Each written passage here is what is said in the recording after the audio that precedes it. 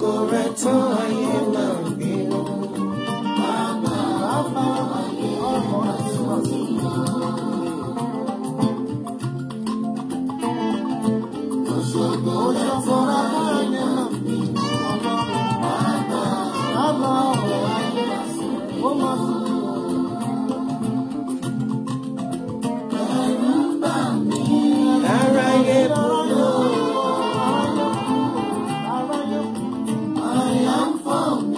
Ènìyàn súnmọ́. Òṣogbo rẹ̀ tán ayé máa ń bínú. Bàbá ọ̀rọ̀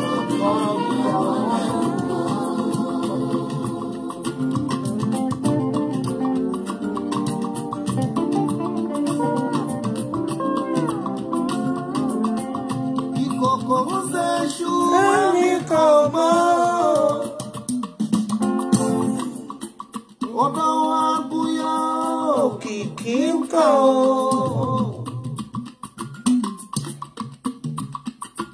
bàbá máa ń ṣe gbà wọ́n láàyè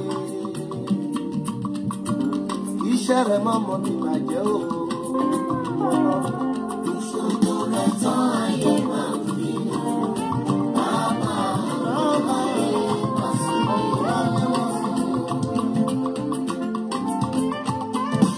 Òṣogbo rẹ̀ tán ayé máa ń bínú. Bàbá ayé máa sùn.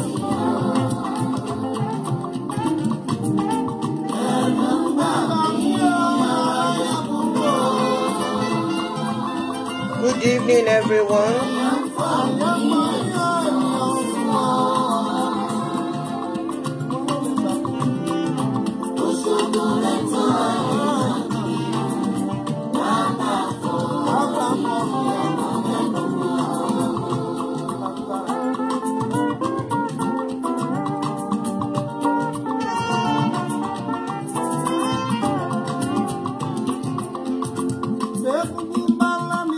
Bàbá mi ò gbọ́dọ̀ padà lẹ́yìn ẹni mi o.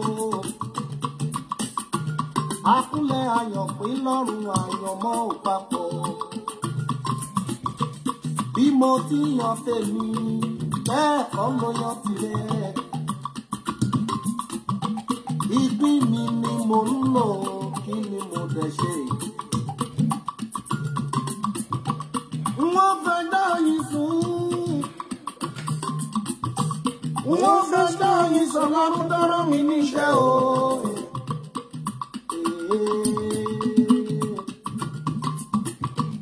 Ẹlẹ́dá mi gbé mi níyà, ṣe bí rẹ̀ ló rán mi níṣẹ́. Ẹlẹ́dá mi gbé mi níyà, gbogbo rẹ̀ fún àríyáyé. Àròjà o. Olùṣègùn. Àròjà o. Olùṣègùn wàá pè mí níjà o, ọ̀tá ló yí mi ká o. Àròjà, Olùṣègùn, àròjà, Olùṣègùn, Wàá pè mí níjà o, ọ̀tá ló yí mi ká o. Hello, good evening, everyone. God bless you.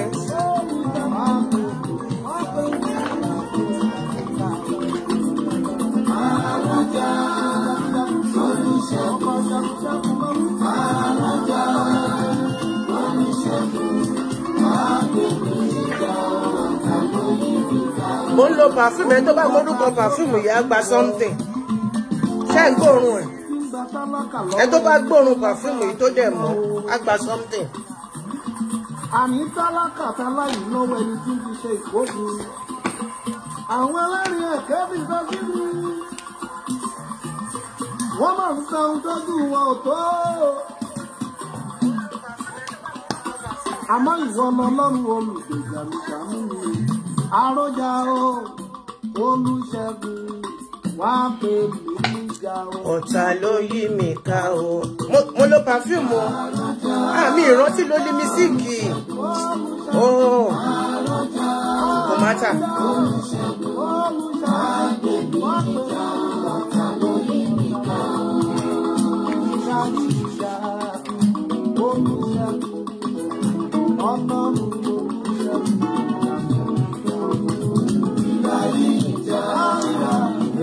olùṣẹ́gun.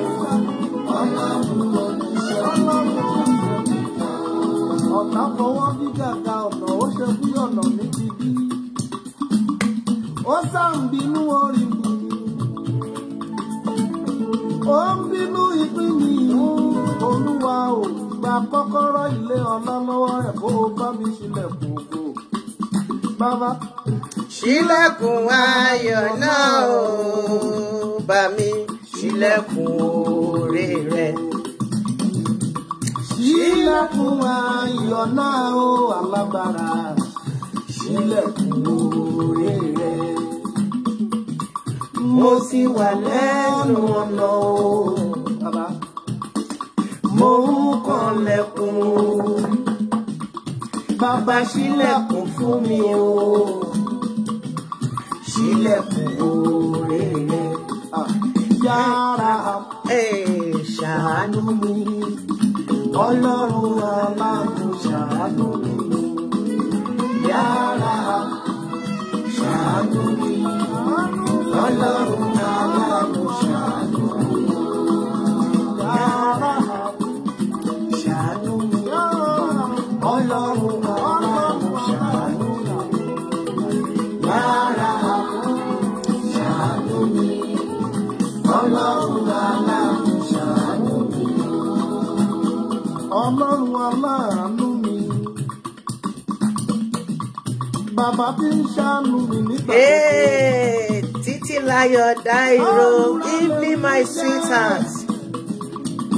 Ẹni tó bá mọ́rú perfume tí mo lò á gba something. Mo fi perfume tẹ bá gbóòórùn ẹ̀ bẹ́ẹ̀ kẹ́sì orúkọ ẹ̀ fún mi.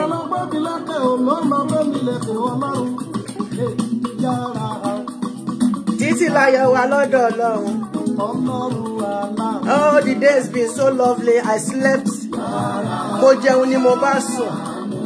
Nígbà tí mo máa jù mo rò pé mo ti wà nídìí ọ̀dà dé. This was a beautiful sleep. Mo enjoy ẹ̀ dànù. Kò tí ẹ tó disturb mi, gbogbo ẹ̀ dákẹ́ rọ́rọ́, no music, nothing. I really enjoyed it.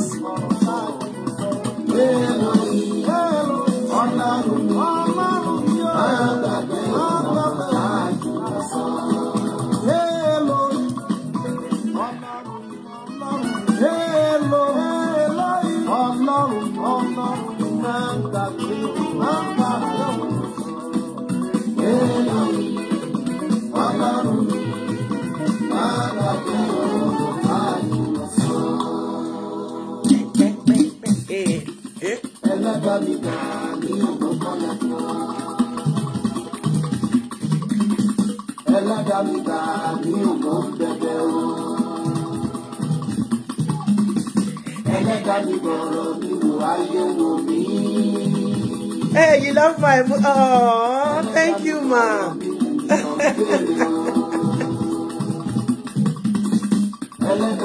Ìjáde abiyamọ ni mo jáde lẹ́yìn. Mo fẹ́ kọ́ ọmọ yìí ní nǹkan kan àbí méjì.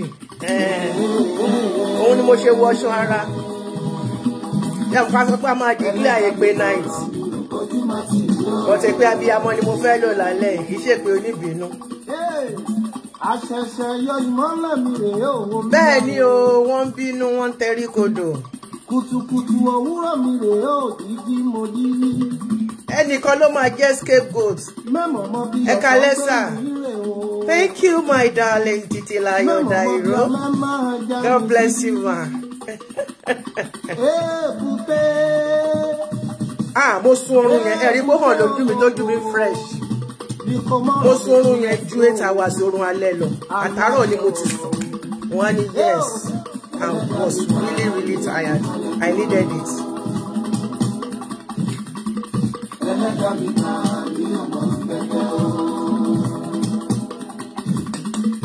Ẹlẹ́dàá mi kọ̀ọ̀rọ̀ bírò ayé wò mí. Ẹlẹ́dàá mi kọ̀ọ̀rọ̀ bírò ìbéèrè o. Ẹlẹ́dàá mi kọ̀ọ̀rọ̀ bírò ojú àti mi o.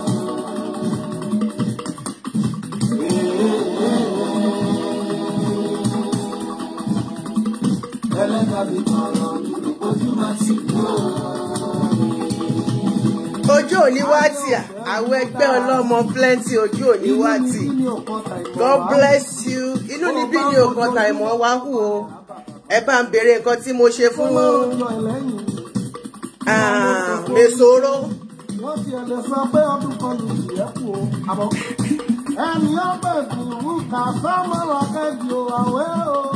Ojú lẹ́nu. Ojú lẹ́nu.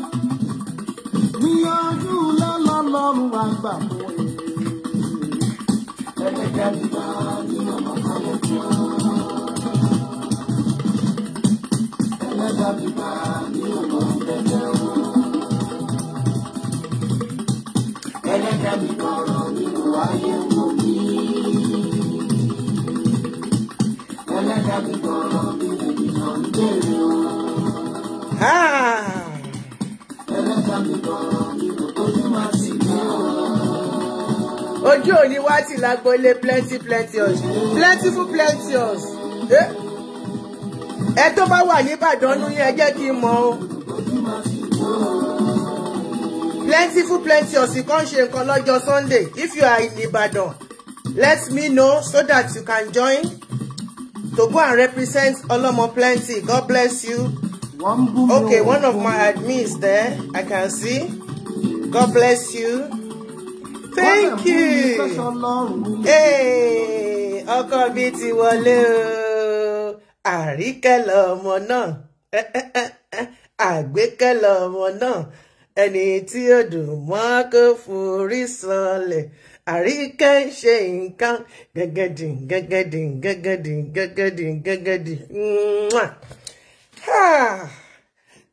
Good morning, good day. Hey, thank you, my darling. I slept off. Mo sùn yẹn. In fact, gbogbo ilé wa dákẹ́ rọ́rọ́rọ́rọ́ pé ó jàjà ń sùn. Ẹ fi sílẹ̀ o. Ó ń sorun ọ̀sán. Ló ọrùn fò. Ní gbogbo ilé ń vibrate. Ó yá. Gbogbo wa jẹ́ ká bọ́ sí kọ́nà kan. Náà bá fi mí sílẹ̀ ni mo bá sùn oorun yìí. Ànígbà tí mo jí, mo ní ibi báyìí ló ṣì wà ní. Ìyá, mo bá gbé tẹlifóònù. Ìyẹn bá ń sọ time in a different way. Mo lè gbà mí, mo ti sùn kọjá program. Ẹ̀rí pé hàn lójú mi. Sometimes you need to sleep. I needed it. Ẹni ọlá ẹni yẹ ẹni ẹyẹ, God bless you. Mami ìtùnú, mo rí yín inú mi tutù, ayọ̀ mi kún gbogbo ẹ̀yin ìyá mi, gbogbo ẹ̀yin bàbá mi, ẹ káàbọ̀, ẹ kú dédé wòyí. Mo kí wa tìyì, mo kí wa tọ́látọ́lá, mo kí wa tẹ̀yẹtẹ̀yẹ, mo kí wa ti plenteous torí pé kí ni ìbùkún ló bá dé, ayọ̀ ló bá dé, ẹbí ọlọ́mọ plenty, àní pẹ̀dín, aráyé kò ní mọ̀dí wa. Wọ́n fẹ́ mọ̀dí abájọ ni ṣùgbọ́n irọ́ ni wọ́n pa. Wọ́n fẹ́ mọ̀dí abájọ ni. Wọ́n fẹ́ mọ̀dí abájọ ni. Wọ́n fẹ́ mọ̀dí abájọ ni. Àìlèmọ̀dí abájọ ló sán wọn lórí, ló ń yí wọn lórí, ló yà wọ́n lẹ́nu. Wọ́n fẹ́ mọ̀dí abájọ. Wọ́n lè mọ̀dí abájọ wa láíláí torí pé kí ni? Ọwọ́ wa máa rẹ́ ò funfun nẹ́nẹ́. Ọwọ́ mi máa rẹ́ ò funfun nẹ́nẹ́. Aya mi máa rẹ́ ò funfun nẹ́lẹ́. Olúwa yẹ̀ mí wò. Irọ́ náà pa.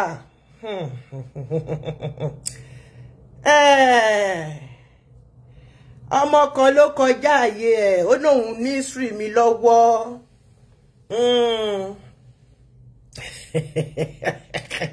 Ìdọ̀rẹ̀ yìí ṣáá ni. This thing you are prophesying. Odidi ìdọ̀rẹ̀ ní ká kọ́kọ́ lọ gbé cathedral wa sí. Ẹni bá sọ pé òun fẹ́ tú àṣírí wa, tó lóun fẹ́ ra àràbù fún wa. A máa di èébú dọ́là, èébú ṣoríire. Bẹ́ẹ̀ ni ìyá mi bí gbọ́gbáyé àmì ìdẹ̀wọ́ṣọ́gun wà torí pé mi fẹ́ lọ sí báyìí náà ni. Ẹ jẹ́ kí n ṣe fẹ́ nú mi. Wọ́n gbọ́dọ̀ tẹríba fún Olúwa. àwa ọmọ ìjọ àwa ọmọ ẹgbẹ́ Plentiful àdìde àyìn Olúwa hallelujah ní orin wa Jésù hallelujah wà nínú iṣẹ́ wa. Bí ayé fẹ́ bí ayé kọ̀ wọ́n tẹrí bá fún Olúwa. Aṣọ ara ni mo wà, ẹ má gbé mi táfù. Ẹ má gbé mi táfù ẹ jọ̀ọ́ torí mo fẹ́ bínú tán ni. Ìbínú abiyamọ ni pẹ̀lú àwọn ìbínú oníka kan. Ṣé rí ọmọ tẹ́ ń wò tọ́rùn ẹ̀gún bí tó kó lódò yìí. Tóun náà wá ti rí tọ́rọ́kọ́ bọ̀. Tó ti náà ti lọ gbé nǹkan mi ṣe rí bí kun ẹ ṣe rondo tètè ẹ wá rí mọmọ bí tẹlẹ́dẹ̀ ẹ̀gàn ó lóhùn ní àṣírí ẹ̀kọ́ kò ní tú lójú ewé ọkọ mi ló sọ ìyẹn sí mi létí àríkẹ́ni tèmi àṣírí ẹ̀kọ́ kò ní tú lójú ewé bẹ́ẹ̀ ni o bàbá tí ẹ̀jẹ̀ kan a máa ń dárí jewé ni ara yìí ní ẹ̀kọ́ ká tó bù ú. No. It's all right. If you calm me down, Yami, God bless you, ma. Thank you for the song. Ọmọ tó ń pè ní Damilare yìí ni o. Olóhùn Damilare David AKINSOLA. AKINSOLA ni mo ti ẹ̀kọ́. It doesn't matter. Ló bá ní òun ní story mi lẹ́nu. Jẹ́jẹ́ mi mo ń lọ. Jẹ́jẹ́ mi mo ń lọ, jẹ́jẹ́ mi mo ń bọ̀. Ẹ má tọ́ mi o. I'm a vegetable. Don't tọ́ me.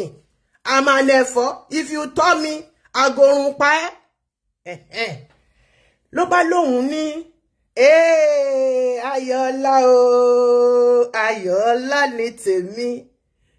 Ẹni àkọ́kọ́ tó precious sọ́kàn mi. Ẹni tó ṣe òtítọ́ àti òdodo pẹ̀lú mi láti ọdún tí mo ti mọ̀, òun nìkan ló kù.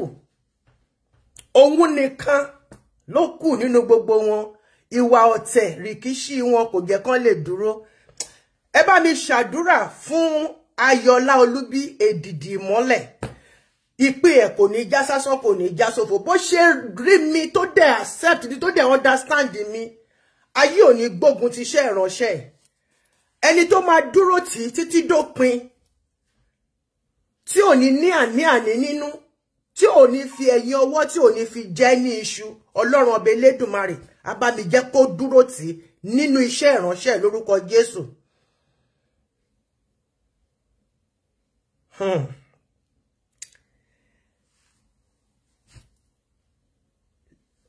Dádì mi kan dádì mi Kwame ẹ rántí bàbá yẹn ò kìí ṣe Yorùbá o but wọ́n gbọ́ Yorùbá díẹ̀díẹ̀ ṣé mo pàjọ wà lórí program mi lánàá ni bàbá yẹn wá play fídíò yìí ẹ máa gbọ́. Hallelujah, hallelujah, hallelujah. Calvary greetings to you, my sister, and all the rest of you on my platform listening and watching this video. This is Victory, the evangelist at large of Metro Parish, the headquarters, CCC headquarters, United States of America, Washington, D.C. Brothers and sisters, it is a privilege for me for the very first time, I believe, officially, to meet with the wonderful, the Iron Lady, the woman herself, the woman of the people, the woman of Celestial Church of Christ, the voice of the people, the voice of the silent majority, the voice of the disadvantaged, the voice of the poor. This is the type of woman we want to have. This is the type of member we want to have in Celestial Church of Christ worldwide. Somebody that stands to speak the truth, somebody that is fearless, an Iron Lady. Somebody like this can make this church to move from where it is to top of the mountain. So I'm asking that you all join me to welcome her to Metro Parish, to Mama Ogbara's 60th birthday. Give me the opportunity to meet with her. God bless you, Mama Olomo Plenty. I hope I pronounce your name right. God bless you. Thank you very much. Ladies and gentlemen, I tell you, hallelujah. I am just filled up with this woman. Seriously, I'm going to keep this video for life. I just want you to share my happiness. This is a happy day for me. I never expected to meet with this iron lady, fearless lady, the woman of Celestial Church of Christ. I hope all women out there of Celestial Church should stand with this woman and share the truthfulness of this church. The greatness of this church lies in all of us hands. We don't have to let the rogue shepherds, the rogue elders to bring it down. We know where our father, SBJ of Shofa, left this church in our hand. And Baba Bada left it in our hand. Let's take from these two people and move this church to the higher height, so that there will be nowhere where the devil could hide Celestia. Because we put on white. White is like light. It shines through the darkness. And it goes through it. It doesn't go to the darkness. It goes through it. And this is what Olomo Plenty stands for. So be with me and share this love and share this grace. It's a grace that God gave me to meet with this man. God bless you, Mama Olomo Plenty. God will stand by you. Your family will be strong. Stay and put the light of Celestial Church. Let it keep burning. Stand for the truth. Stand for the fact. Let no darkness cover you. In Jesus' name we pray. Bye. Tọ́ ẹjọ́ torí Ọlọ́run kí ni nǹkan tó burú nínú nǹkan tí ẹni yẹn ṣe. Jẹ́jẹ́ mi ni mo lọ jollificate. Wọ́n invite mi sí birthday. Mo dẹ̀ lọ wọ́n dẹ̀ ti expect pé máa wà mo díẹ̀ láti dé parish yẹn torí pé kíni mo ti sọ òtítọ́ ọ̀rọ̀ fún wọn bẹ́ẹ̀. Cho parish yẹn ni wọ́n ti yọ ẹ̀ṣẹ̀ tira wọn nínú altar ní was it not New Year's Eve of that year or Christmas Eve? And that man Tengbohun yẹn, it's my second time of seeing him. The first time I saw him briefly at Majemu Parish last year during their harvest. Now, this time around, bó ṣe rí mi, mommy, ó kàn fi gbogbo nǹkan tó ń ṣe lẹ̀ ní bó ṣe wọ́ mi lọ sínú parish nìyẹn. Bó ṣe wọ́ mi lọ sínú ilé nìyẹn pé òun gbọ́dọ̀ bá mi sọ̀rọ̀ 2-3 minutes. So he was so delighted. And you know, if you don't know me, when I'm doing my program, I don't trade it for anything. But when we are together, momanda para, moman shere, moman she gbogbo, I'm a woman being like everybody. But tó bá ti di iṣẹ́ ìránṣẹ́ mi, don't cross my path. Bo jo mommy go my way dànù ni. And then he did this, he made this short, less than 3 minutes video. And he posted it and copied me. And it's in 2 parts, and I joined everything together. One is 1 minute, the other one is 1 minute and something. So this daddy saw this video and he posted it on his wall few days ago. And then he wrote, he captioned it, the CCC parish must be in the name of Jesus Christ only, and for Jesus Christ alone. Celestial bloggers like Wolima, Olomo Plenty, Darlington, God's Glory, White Lion. He just gave me that title. I'm you know, knowing it for the first time when I read it. Expose the wrongdoing, not to accuse, but to kill. Then he put his name. Lutim Celestial Parish, practice in the old ways. Yes, that is that daddy. Everything. He does it in the olden days. Olufemi Abiola, God bless you. Eshema, God bless you, ma. Thanks a lot, ma. Afibi, the celebrity, bí ó ṣe kọ a whole episode about me. See, abẹ́ comment yẹn ṣé dé mọ̀ pé téèyàn bá gbé kíní yàn jáde pẹ̀lú with your name, then you come back comments in there. Facebook will alert you. So mi tí ti gbàgbé láti lọ síbẹ̀.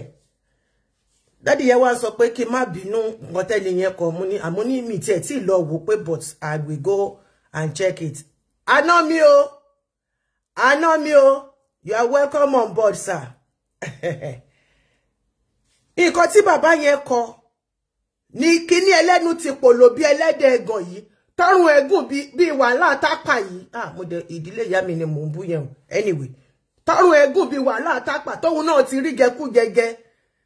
Tíkun ẹ ti wú. Tètè rí ti pòlò yìí. Ló bá lóhùn ní history mi lọ́wọ́. I will read it just as he wrote it. Nǹkan tí bàbá yẹn kọ ló bá ń dá lóhùn. I disagree with you, sir. Many of these guys you mentioned are enemies rather than friends of the church.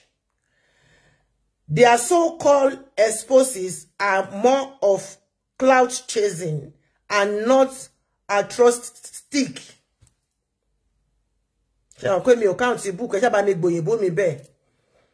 How you will know is that they are blindsided to the wrongs of those on the same page with them and claim to expose those who don't play balls with them. Ẹjọ́ torí Ọlọ́run. Game wo ni mo ń bẹ ni kankan play o. Ẹ tó bá sọ pé òun sanwó fún mi, ẹjọ́ ẹ bá mi gbé wọn jáde síta o. Wọ́n ní mo expose pé mo play the same game with them. Ọlọ́run ọba ò ní jẹ́. Game tí mi ò bá wọn bàbá yín tó ṣe burúkú nínú altar tí mi ò bá wọn play. I will not play it. They are also messengers of doom. Ṣé who don't care of the church tears apart as long as their own evil mission is well and alive. Ẹjọ́ ẹ má bá mi dìmú o. Tó bá wọ̀ tí kì í ṣe program kí n fún ní èpè abiyamọ mẹ́ta péré tí mo máa fi bless ẹ lọ ní òru yìí tó dẹ̀ ti ṣe mọ́ lára. Èmi ló wá bá wí yìí o. Kò dẹ̀ mọ̀ pé mi lòun sọ̀rọ̀ ẹ̀, bóyá kò mọ̀ pé mi lòun sọ̀rọ̀ ẹ̀, bóyá ó dẹ̀ kàn sọ indirectly ni. One of them even left the church at some point only to come back and start demonizing the church. She ran to why she left. Me understand the continue to mean be. Meanwhile, she never rested or got the matter of our church out of her mouth. Why that lasted? They are still here because the church is a fertile ground for their inatities. I don't understand that Oyinbo. Bóyá ẹ̀yin lè ṣàlàyé ẹ̀ fún mi nínú grammar. Immediately the church hierarchy starts meeting out what other churches are meeting out to their ilk. They will stop being silly. I forgot to add that the same woman, Emilo wa sọ̀rọ̀, ó ti wá direct sí missing, that the same woman at a point came on live show to start chanting diabolical incantation. Sorry, diabolical incantation ẹni mo wá fẹ́ fún ẹ ní alẹ́ yìí. Incantation against an Oshofa seed. Ṣé ń gbọ́ o? Such a person can't be an agent of change in our church, sir. Ẹjọ́, ńbo ni mo ti mọ kíní egbére ráhùnráhùn bí omi ìṣọwọ́ ọlọ́kà yìí rí. Torí nígbà tí mo share kíní awareness, àwọn tó mọ̀ sọ pé kọjá yìí, ẹnìkan sọ pé àwọn ọmọ òun dẹ̀ ní kíní kan. Mo ní ó kọ biography nípa mi ni. Wọ́n ní tọ́, wọ́n náwọn káwọ́ gbé. Sórí diabolical incantation yẹn, mo sọ sínú ìgbésí ayé ẹ lénìí. Gbogbo bí tó bá dé, ekukeku kìrùn kó borí asín. Diabolical incantation ni mo sọ fún ẹ yẹn o. ó máa rùn ni. You know nothing about me. But hearsay, ìwọ náà wá ṣe kíni, ó wá fi gbé ọ̀rọ̀ jáde. Ó máa ṣíyàn, ó di àyàmà látẹni lọ. Àfi tí ìbá ṣe pé inú obìnrin ló gbà jáde lókù. Àfi tí ò bá dóbòrí lókù. Àfi tó bá jẹ́ pé ní ọjọ́ tí a bí àfi omi àti ọṣẹ àfi wẹ̀ lélẹ́yìí tí mò ń sọ láṣálẹ́ ìlara onírọ̀mọ̀. Incantation tí ẹni mò ń fún ẹ yìí o.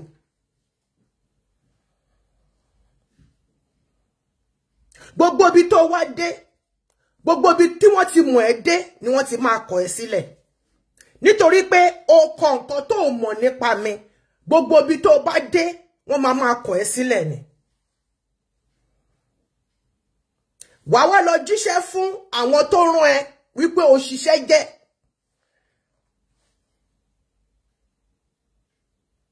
Ìtorí gbogbo yín ẹ máa rò pé bóyá ẹ mọ̀ kankan, you know nothing about this Celestia. You don't know what is going on behind the door. I Olúwatóyìn Ọbátúnlá Darlington. Iná ń jó ògiri òsà.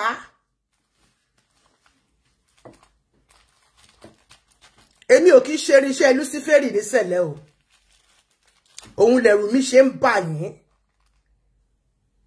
Ẹ dẹ̀ máa hug transformer ní kọ̀ọ̀kan gbẹ̀yìn ni. Ṣó wá rí wọ tó pèrè ní David tí wọ́n sọ ẹ́ ní David tá fi gbé ẹ wọlé lọ́jọ́ ìsọmọlórúkọ àbí tó jẹ́ pé ó yàbàrà wá ni. Tó bá yẹ pé tòótọ́ ni wọ́n fi àwa yóò dúpẹ́ náà fi gbé ẹ wọlé tó jẹ́ pé màlẹ́kà ló fún ẹ ní David yẹn. Kò sí ọpẹ́ lórí ẹ mọ́ láti sìn lọ. Torí pé o ti fi ẹsẹ̀ sílẹ̀, o ti fi ẹnu kọ láti ara iṣẹ́ ìránṣẹ́ mi. Mi ò mọ̀ ẹ́ rí, mi ò bẹ́ sọ̀rọ̀ rí. O wá rí fídíò mi níbi tí àwọn èèyàn tí wọ́n ti appreciate iṣẹ́ ìránṣẹ́ mi. O wá lọ síbẹ̀, wá lọ kọ̀kọ̀kúkọ, àti yọ orúkọ ẹ kúrò nínú ìwé ìyè, àti kọ orúkọ ẹ sínú ìwé dúdú ayérayé. Gbogbo bí tó bá dé báyìí òkùnkùn máa bò ẹ́ ni. Bí mo ṣe ka kíní yìí, bí ọkàn mi ṣe pòrúru, gbogbo ìgbésí ayé ẹ ló máa pòrúru. Ìdílé Ọ̀ṣọ́fà tó sọ pé mo ṣépè fún ti ẹni mo fún ẹ lálẹ́ yìí o, torí mi mèpè tí mo ṣẹ́ sí ìdílé Ọ̀ṣọ́fà. Táwọn ọmọ Ọ̀ṣọ́fà bá gbọ́ nǹkan tí mo ń sọ, wọ́n máa jó dàgí ní yòdò ni. Gbogbo ìjọ Celestia káàkiri àgbáyé inú wọn máa dùn ni, torí pé kí ni oore ọ̀fẹ́ àárọ̀ àti padà wá. Bóníkálùkù ṣe ń strive to get that oore ọ̀fẹ́ yẹn, oníkálùkù àti rí ti ẹgbà. Ó ń bá àwọn ọmọ Ọ̀ṣọ́fà, ó ń bá wọn jàbí, ó ń bá wọn wátákù mi. Nítorí pé ó du orí tiẹ̀, ó du orí olórí, àwòdì ti gbé tiẹ̀ lọ láṣẹ Èdùmàrè.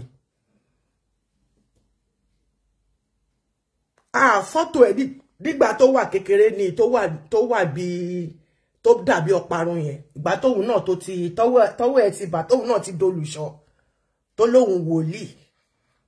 Tó owó kankan tó bá yẹ pé oríran tòótọ́ wàá mọ̀ pé mi ò ń ṣe ní àbùkù, mi ò ń ṣe ní àrífín, mi ò ń ṣe ní tó máa bọ́ síta tó máa kọ nǹkan tó mọ̀ nípa ẹ̀. You don't know me? Bẹ́ẹ̀ ṣe ń forí yín, bẹ́ẹ̀ ṣe fi ń lu igi nìyẹn. Kò wá síbi tó dé láti sìn lọ. Mo pa àṣẹ ìhòhò sínú ilé ayé ẹ̀. Torí pé tá bá gbé òrì sínú òrùn ó máa ń yọ ni. Bó ṣe rò pé ó fẹ́ tú mi sí òhò, gbogbo ohun tó wà lára ẹ̀ ó ti yọ dànù. Ó ní oore ọ̀fẹ́ mọ́. Níjọ́ tó bá pàdé ẹ tó máa bẹ wẹ ègún yìí àti èpè yìí àti àsọtẹ́lẹ̀ tí mo sọ sínú ilé ayé yìí, ẹni náà fọmọ ẹ̀ di. Àdàbí tí mo bá lọ sí abẹ́ program oní program, tí mo bá lọ attack wọn bẹ. Àdàbí tí mi ò bá ṣe ẹ̀tọ́ mi nínú ìjọ mímọ́. Àdàbí tí mi ò bá fẹ́ ìlọsíwájú ìjọ mímọ́ yìí. Àdàbí tí mi ò bá fẹ́ kó ìdọ̀tí kúrò nínú ilé ayé àwọn ọmọ Ọ̀ṣọ́fà tí wọ́n sọ yẹn. Ká lè máa rí wọn ká máa sọ pé ẹ wo àwọn ọmọ tí bàbá wọn fi sílẹ̀, ẹ wo bó ṣe ń gbé nǹkan tí bàbá wọn gbé sílẹ̀, ẹ wo bó ṣe ń gbé lárugẹ.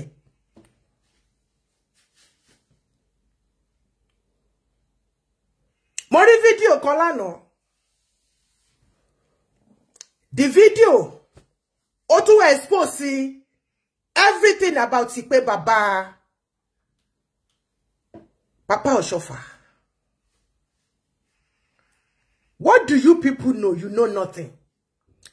Àgọ́gẹ́ tí gbogbo yín pariwo. Àgọ́gẹ́ was the second place. Àdúrà mi wà ní pé ibẹ̀ yẹn bó ṣe ra preserve tó old síbẹ̀ yẹn, everything about it is natural. Kí wọ́n má sọ pé wọ́n fẹ́ lọ gbé development ìbábẹ̀ yẹn kó rọra wà ńbẹ̀.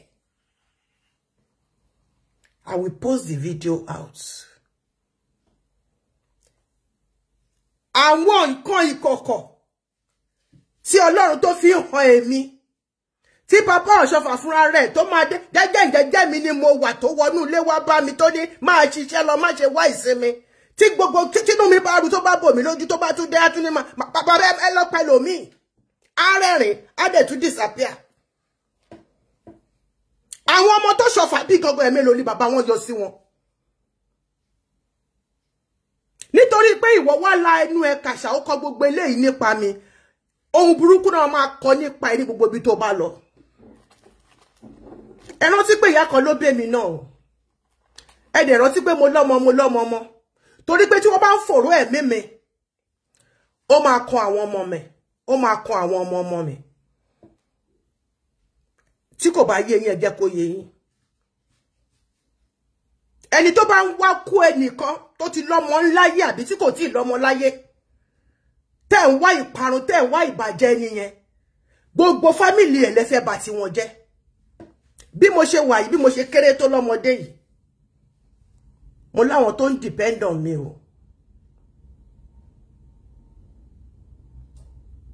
Mo ní àwọn tó ń depend on me 24/7. Mo mọye phone calls tí mo ti gbà lénìí. Mo mọye messages tí mo ti gbà lénìí. Ilé yá ń bọ̀. Àwọn ará àdúgbò gan wọ́n ti lọ kanlẹ̀kùn. Kí ni mọ́mì sọ pé a máa jẹ nílọ́dún ọjọ́ iléyá o? Wọ́n ò jẹ́ káwọn ọmọ mi kó gbádùn mọ́. Àánú ni mo rí gbà èmi kọ́, ìwọ wá sọ pé wọ́n ní ẹnu tó fẹ́ fi dọ̀tí mi. Ilé ayé ẹ máa dọ̀tí. Ayé sú ẹ ọ̀run ò ní ṣe lọ. Níjọ́ tó bá pàdé ẹni tó máa wẹ ilé tí mo sọ sínú ilé ayé yìí, ẹni náà àfọmọ ẹ̀dí. Torí pé kí ni ìkà ni ẹ́. Ìkà lẹ́yìn ọmọ ṣẹlẹ̀ o. Ìkà lẹ́yìn ọmọ ṣẹlẹ̀.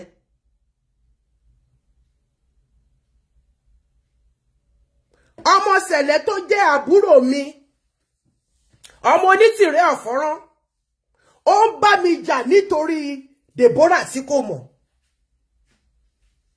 Ó ignore mi, ó abandon mi, all because nǹkan tí Deborah fẹ́ kó rí. Ó wà níbi tí kí lorúkọ ẹ ti ń jẹ́ tó ti ṣe wedding ní last week. Ó lọ represent aunty ẹ̀, the godmother ẹ̀. Mo kàn wò, mo kàn rẹ́rìn ni.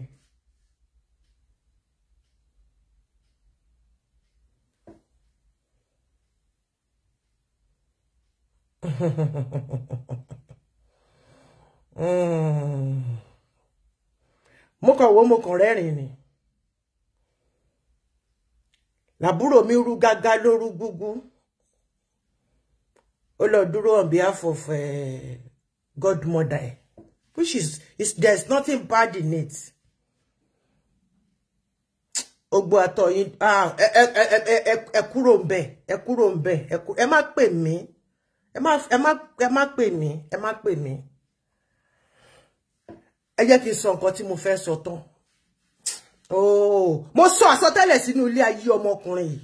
Gbogbo ohun tó ti lójú nínú ilé ayé ẹ̀ bẹ̀rẹ̀ sí ní dàrú. Mo ti gbọ́ sà.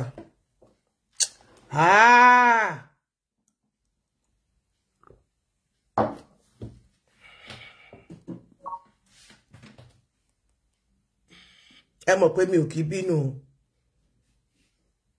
Ẹ̀yin náà gbọ́ nǹkan tọmọkùnrin tó lọ kọ sí orí fídíò iṣẹ́ ìránṣẹ́ mi. Kí ni mo ṣe fún mi ò mọ̀ rí náà.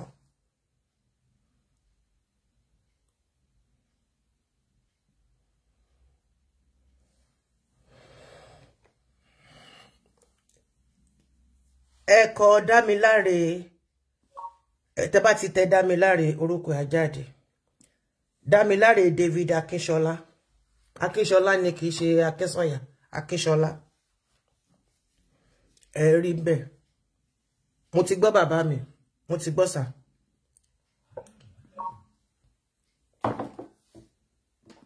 Ṣùgbọ́n èyí tí mo sọ yẹn, àrò ti rọ̀ mọ́. You too, you've joined uncle.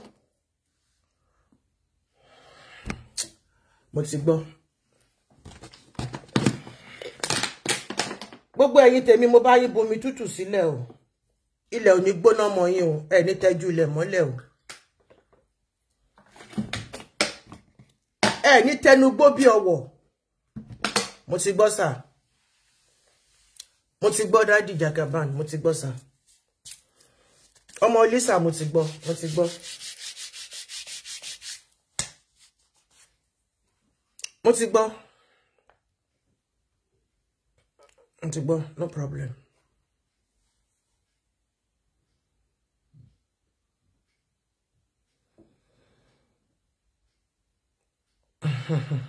I should spare him. Bẹ́ẹ̀ làwọn èèyàn message mi. Mo ti gbọ́ o. Mo ti gbọ́. Mo ti fi sílẹ̀ síbẹ̀. Mo ti fi sílẹ̀ síbẹ̀. Bọ̀ kélé yìí jẹ́ ìkìlọ̀ tí máa tún sọ jáde. Nítorí pé mo jáde, abiyamọ ní mí ni mo ṣe jáde síta ni mo ṣe wá sọ o. Kò ní kú o. Kò ní kú, kò ní rùn, ṣùgbọ́n kò ní bẹ́gbẹ́ pé. Èmi ò ní kó kú. Nítorí tó fi lè lọ gbẹ́rù nǹkan bẹ́ẹ̀ yẹn sórí program tí àwọn èèyàn tí wọ́n dédé fi pọ́n mi lé. Ò ní rákan lé mọ́.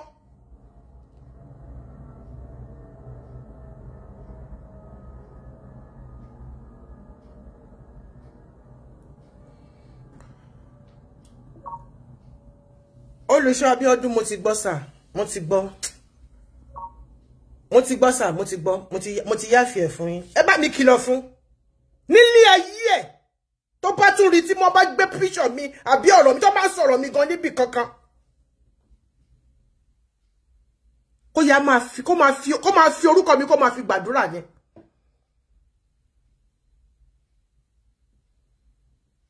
Ẹ ṣé dádì mi, gbogbo yín pátápátá. Mo dúpẹ́ lọ́wọ́ yín, ẹ ṣé. Àpọ́nlé tẹ́ fún mi. Ọlọ́run bá mi fún yín padà, bá mi fún àwọn ọmọ yín. Ayé ò ní fi ọ̀rọ̀ burúkú, wọn ò ní fi bà ìrìn àjò àwọn ọmọ yín jẹ́.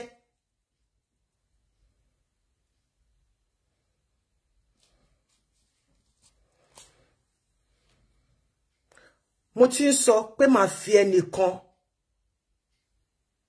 màá fi ṣe scapegoat fún gbogbo yín. Kò ní kú o, láṣẹ Èdùmàrè. Kò ní kú, kò ní rùn. Agbo atọ́. Ṣùgbọ́n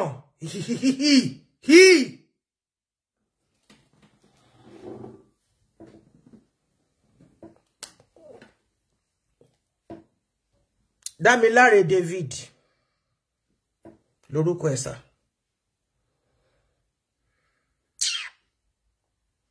Gbogbo èyí tẹ́ message mi lórí WhatsApp mo ti gbọ́, mo ti ẹ ṣé daddy mi, mo ti gbọ́ sà, mo ti fi sílẹ̀. Brother mi, mo ti gbọ́. Daddy mi Jagaban, ẹ̀yin náà mo dúpẹ́ lọ́wọ́ yín, ẹ ṣé sà. Gbogbo yín pátápátá mo dúpẹ́ lọ́wọ́ yín. Ọmọ Lisa, ẹ ṣé sà, mo ti gbọ́. Ẹ̀dẹ̀ máa ní mò ń ṣépè fáwọn ọmọ Ọ̀ṣọ́fà, mò ń ṣépè fáwọn ọmọ Ọ̀ṣọ́fà. Kí ni mo fẹ́ rí gbà nínú ẹ̀? Kí ni mo fẹ́ rí gbà nínú ẹ̀ tí mo máa ṣépè fún wọn? Kí ni mo fi fẹ́ rí gbà nínú ẹ̀ tí mo fi máa bá wọn jà? Ṣé mo fẹ́ lọ sọ ṣé mo fẹ́ pààrọ̀ orúkọ?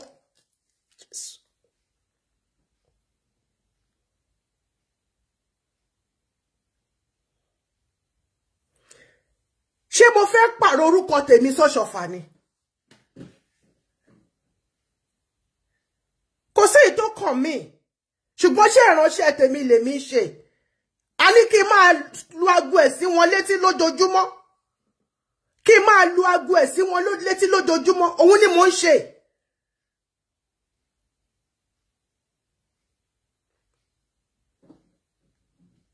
Ẹ wo orú àṣírí tó tú. Torí gbogbo ìtí mo ti sọ láti jọ́ yẹn sọ pé bẹ́ẹ̀ kọ́. Wọ́n ní bẹ́ẹ̀ kọ́, wọ́n ní bẹ́ẹ̀ kọ́. Mi ò fẹ́ ṣe program yẹn débi tí máa mention orúkọ wọn jáde. I message them, I call them because mo ní orúkọ. Torí pé kéde orúkọ wọn wà lọ́wọ́ mi ní pẹ̀lú gbogbo nǹkan tí wọ́n ti ṣe. Mo fẹ́ caution wọn kí n má bàa ṣe program yẹn. Pé kọ́kọ́ lọ make sure pé wọ́n gbé ọmọkùnrin yẹn kúrò níbẹ̀. But they see me as kí n lọ tẹ́fẹ̀ẹ́nú mi.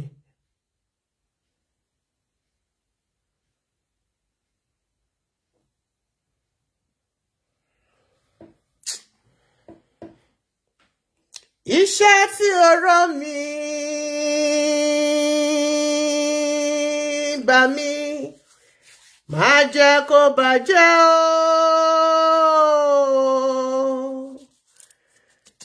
Iṣẹ́ tí ó rán mi káyé má dorí rẹ̀ kodò. Èmi ó gbé bíbélì mi dání. Iṣẹ́ yìí bàbá ìwọ ló rán mi. Àpáta ayérayé bàbá mi ó máa jẹ́ n jábọ́. Àgbélébù Jésù. Bó ṣe dùn tó ló ṣe kan. Mo gbàgbé lébù yìí o, má jẹ́ n dáwó bàbá. Àgbélébù Kristi. Bó ṣe dùn tó ló ṣe kan. Mo gbàgbé lébù rẹ̀ o, má jẹ́ n jẹ̀bi níkẹyìn.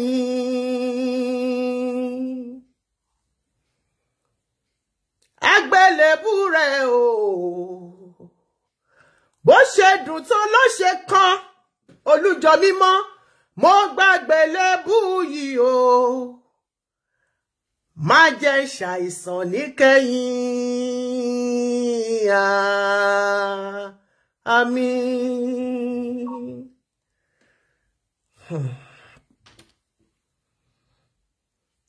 God bless you all. Thank you for understanding me. Not everybody understands my plight. You don't know what I'm going through behind the door in the hands of these evil people.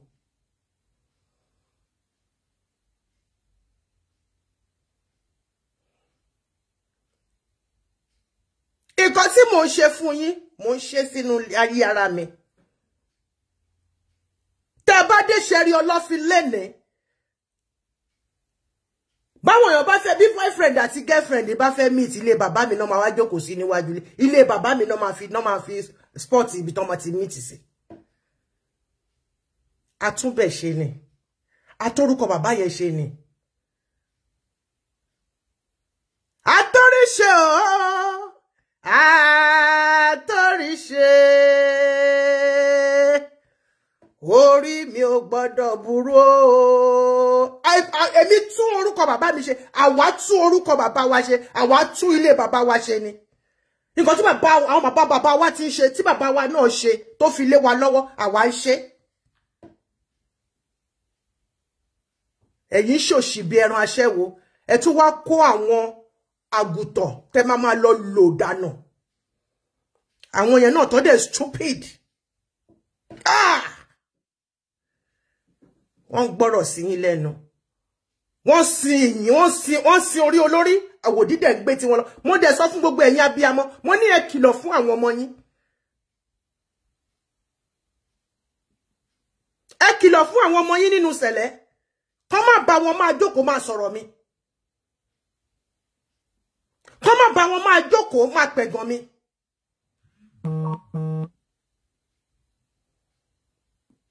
God bless you, ìyá mi. Ẹ wá ní ti pàṣẹ mi ṣubú lórúkọ Jésù. Mo fẹ́ yín Olúwa mi á bá mi fẹ́. Mo kọ̀ yín Elédùmarè á kọ̀. Ohun tí ò tó nínú ilé ayé yín á tó àṣẹ́kù. Ògo yín á ní fi ṣàpínlẹ̀ fẹ́ lò nítorí pé Jésù Kristi lẹ sọ pé ẹ wò mọ́ mi lára. Kì í ṣe pé bóyá ẹnì kankan ló introduce mi sí yín. Ògo àwọn ọmọ yín á fọhùn. Ayé ò ní tẹ̀ wọ́n mẹ́rẹ̀. Ayé ò ní tayé tí yín náà mẹ́rẹ̀.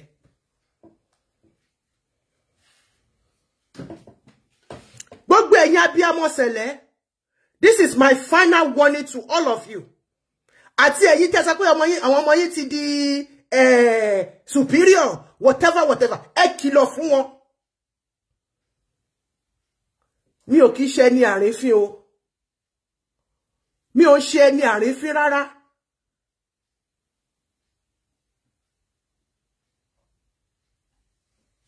Mi ò ṣe ní àrífín o. Bẹ́ẹ̀ni.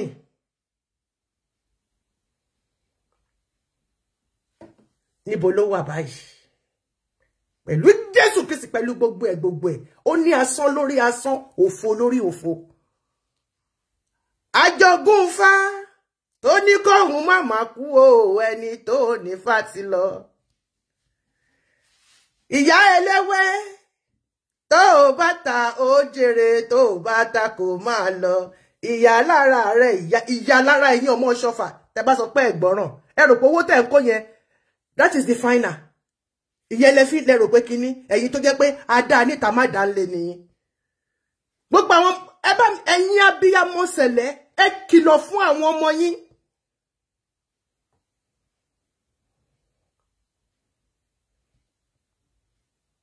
Ọmọ mi kan tí mo love to beat. Just because orúkọ tó fúnra ẹ̀ yẹn tí mo bèrè pé kí ni lẹ́sìn tó ní pé torí pé òun ṣe kíní kan mo dẹ̀ love orúkọ yẹn. Ó bímọ kíní mo mọ̀ sí mo ti rí in person 1-on-1. Nígbà tí Deborah kú. Tọ́lé mi lèmi pa Deborah, èmi ọmọ Tádé ṣe, èmi Ewusi, ọmọ Tádé ṣe. Èmi ò lọ́wọ́ nínú kankan tó ṣe Deborah. Cancer tó ti bá Deborah jẹ, tó ti bàjà for years, tí ò dẹ̀ jáwọ́ nínú iṣẹ́ ibi tóun náà tún ṣe káàkiri àti gbogbo jẹkújẹ tó tún kó jẹ. Ó ń lo oògùn bleaching, ó tún kó oríṣiríṣi nǹkan mi. Ẹ wá ní kiri percussion má dé. Ìwọ Benjamin audio ẹ mi mọ bí tí mo fi sí, but mo lọ tọ́jú ẹ ní máa wá jáde, máa play ẹ fún gbogbo ayé wọn máa gbọ́. Gbogbo èpè tó ṣe ń bẹ̀, ó ti forí gbé tọmọtọmọ. Kí ló kàn mí pẹ̀lú ìdílé ọ̀ṣọ́? Wọ́n pẹ́ káyé yín tó bàjẹ́ dànù. Wọ́n pẹ́ kí gbogbo nǹkan tí bàbá yín fi sílẹ̀ kẹ́ tó bàjẹ́ dànù. Tí ò bá síṣẹ́ ìránṣẹ́. Tí ò bá síṣẹ́ ìránṣẹ́. Ẹ wá jẹ́ kí ayé yín o. Kí ní báyìí látàkéré tó fi ń ṣọkọ̀ ojú o. Èmi ò ń ṣe ẹni tá a perí ẹ o. Tó bá perí mi wọ́n ló máa dáhùn. Tó bá pè ju gbogbo nǹkan tó ní pátápátá ló máa yọ lónìí ọgbà tẹ́ ń gbé káàkiri. Gbogbo ẹbọ tẹ́ ń gbé sí di ìrókò, ara lèmi ọmọ Tádé ṣe fi ń sanra. Ara ni mo fi ń san. Ikú ò ní mi pa, àrùn ò ní mi sọ lọ́jọ́ lórí iṣẹ́ ìránṣẹ́ yìí. Ẹ ń try o, ṣùgbọ́n yìí náà ẹ ń bá mi lákọ ni. Ẹ mọ̀ pé mi Ọlọ́run Jehovah wà lára mi. Mi ò ní bá yín tọwọ́ bọ̀bọ̀kúbọ̀. Mi ò ní bá yín tojú bọ̀bọ̀kúbọ̀. Ẹ̀yin lẹ sáré. Ẹsẹ̀ ló sáré orí òrèbì kan. Tẹ́ ẹ bá gbà f'Ọlọ́run lórí iṣẹ́ ìránṣẹ́ mi. Ẹni tí ò bá jáwọ́ á jásẹ̀. Ẹ continue.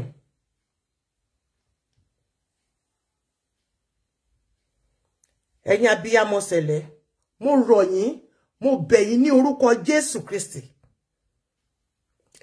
Ẹ kìlọ̀ fáwọn ọmọ yín kí wọ́n yé bá wọn pè jókòó lórí ọ̀rọ̀ mi.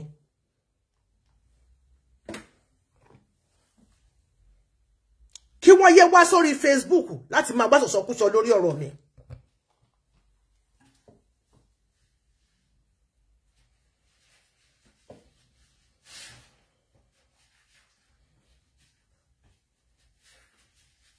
Àánú ẹ ṣe mí ni àti pé àwọn àgbàlagbà tí wọ́n ti dá sọ̀rọ̀ yìí. Ṣé bó sọ pé olùṣọ́ ni ẹ́?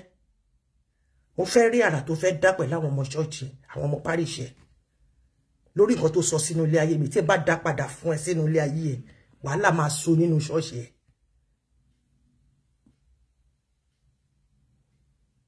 Ṣùgbọ́n máa bá yí.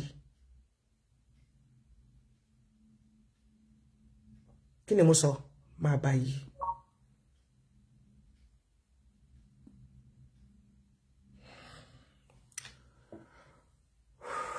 Bó ti sọ kalẹ̀ dájú.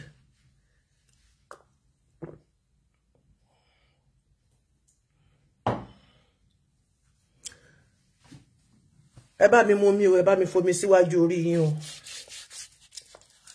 Mo ti gbọ́ sà. God bless you all. I really appreciate gbogbo yín. I really appreciate gbogbo yín pátápátá. Thank you. Fún ẹ̀yin tẹ́ understand mi, tẹ́ understand, tẹ́ farabalẹ̀. Rí ọwọ́ Ọlọ́run nínú iṣẹ́ ìránṣẹ́ mi, nínú ayé mi. Gbogbo ohun tẹ́ bá ń dáwọ́lé, ó máa yọrí sí rere ni. Ẹni bá gbógun tì yín, tó bá relé kò ní délé, tó bá ń roko kò ní dóko. Á toko roko dóko roko tó. Gbogbo ẹ tó sọ pé ẹ̀yin tẹ́ ń wá sórí ètò mi, ẹ ní nísinmi, ewé ojú omi nísinmi. Gbogbo ẹ tó bá ń dà yín láàmú.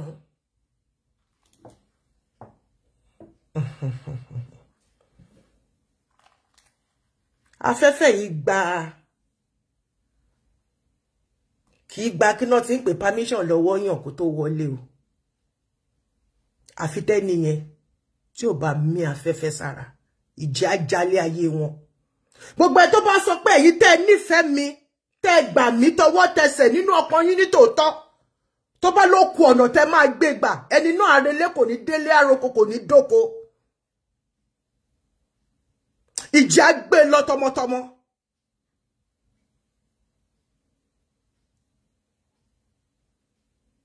Gbogbo bí tí gbogbo yín bá dé pátápátá tó bá ti ṣe àṣetì, ẹ̀yin tèmi ọmọ Tádé ṣe, ẹ fún Ṣayọ̀. Gbogbo bí tí àwọn tó tẹ́ mọ̀ tí wọ́n ti ṣe àṣetì, ẹ ṣe àṣeyọrí. Àwọn ọmọ yín á ṣe àṣeyọrí. Orí àwọn ọmọ yín á kànkè. Ẹ̀rọ ọmọ tán, ẹ̀rẹ́rì ọmọ jẹ, ẹ jèrè, ẹ fèrè jẹ̀kọ.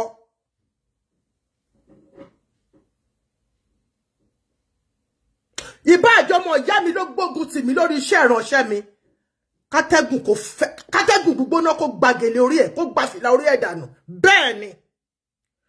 Mo sọ fáwọn ọmọ ìyá mi lẹ́ má jẹ́ kí rí yín lójú ran mi o. Tí n bá rí yín lójú ran, tẹ́nìkan bá lójú yín bá bá mi, máa wọ́n ní dàwàì.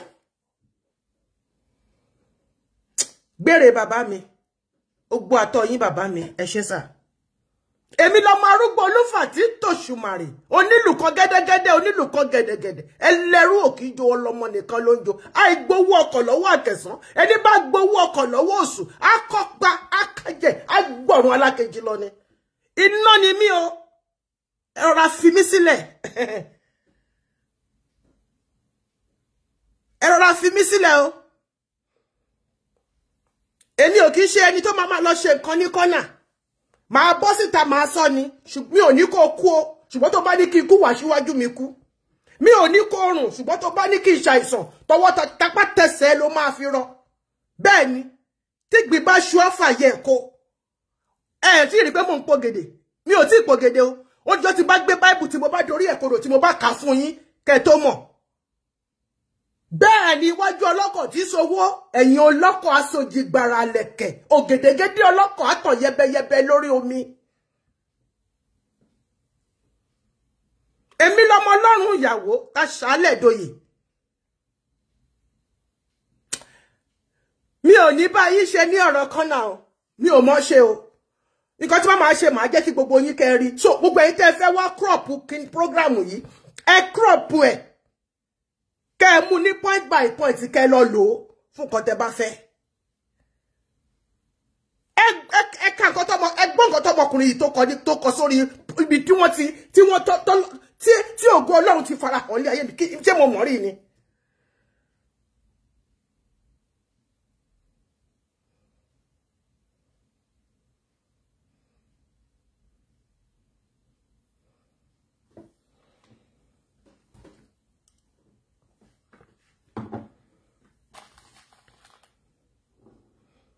Ọmọbìnrin tí mo sọ yẹn ó lọ sí ibi tí wọ́n ti ń kọ́mẹ̀ntì nípa mi nígbà tí Benjamin sọ pé mi lè mi pa Deborah.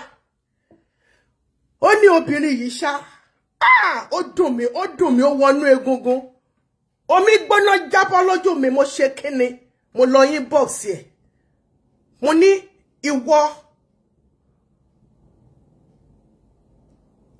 mo ní pẹpẹ á bèrè lọ́wọ́ ẹ̀. Mo ní ìmọ́lẹ̀ tí wọ́n kọ́kọ́ tàn fún ẹ á bèrè lọ́wọ́ ẹ̀. Kí ni mo ṣe fún ẹ? Ṣé mo ṣàìdá sí ẹ rí?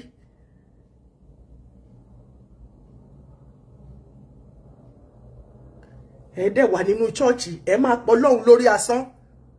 Ẹ tún máa sọ pé ọ̀tá àjọ yóò lá erùpẹ̀ ẹ̀yin kẹ̀dẹ́lẹ́dẹ́ ń ṣe bí sínú èyí. You think that my ministry is very easy? You think it's easy? You think it's easy?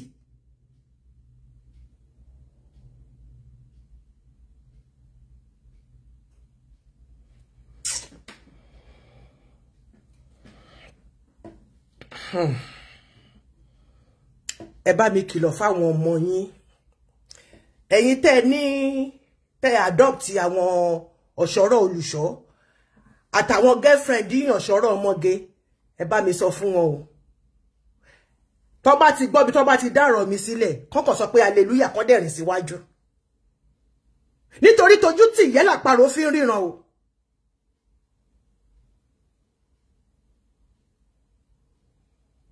Afẹ́fẹ́ yìí bẹ̀bẹ̀ kó tó wọlé o. Mo ń pògèdè, mi ò tí ì pọ̀fọ̀. Ó dijọ́ tí bá kó mọ́lẹ̀ wá tí mo dorí ẹ̀ kodò fún yín kẹ́ tó mọ̀. Ṣé ní wèrè ní yín ni? Ẹjọ́ ẹ bá mi crop ẹ̀yin tẹ́ dá láti máa crop nǹkan. Ó yá ẹ crop ẹ̀ kẹ́ gbé jáde. Àánú ni mo rí gbà bẹ́ẹ̀ ni bàbá mi. Ẹ̀yin ẹ tún máa sọ nonsense. Ẹ̀yin gbére wọ̀nyí. Ẹ̀yin àṣà tí ò tó mi fi sórí ahọ́n.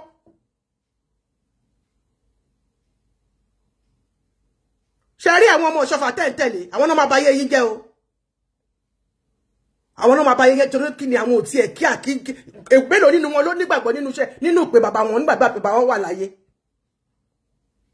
Mélòó nínú wọn ló nígbàgbọ́ nínú pé bàbá wọn gbàgbọ́ bàbá wọn wà láyé. Nígbà tí church ò tí ì fẹ̀ tí kò tí ì dowó. Ó wá dowó tán sí wọ́n wá ń pariwo àwọn lọ́mọ Ọ̀ṣọ́fà.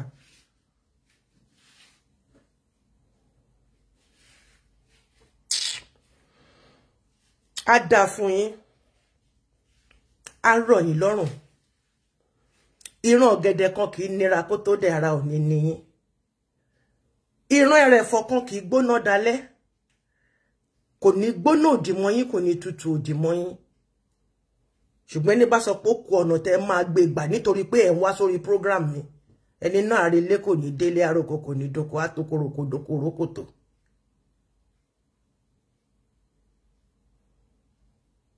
Afẹ́fẹ́ kì í béèrè lọ́wọ́ igi kó tó gba ewé ara ẹ̀ dànù. Mo ti pọ̀fọ̀, mi ò tí pò gèdè. Ó yá ẹ lọ crop ẹ̀, kẹ́ bẹ̀rẹ̀ sí lọ lò lórí kíni yín, kẹ́ bẹ̀rẹ̀ sí ní gbé jáde. Ẹ tí mọ nǹkan kan. Ẹ mọ̀ pé sòókò ni mí, sòókò. Ẹ lọ bèrè nǹkan tó ń jẹ́ sòókò. Ẹ̀yin wèrè yìí. I love you all. Thank you so much. Tabare ẹni tó wà ní Ìbàdàn. Ọ̀kan nínú wa, wọ́n fẹ́ ṣèkórè.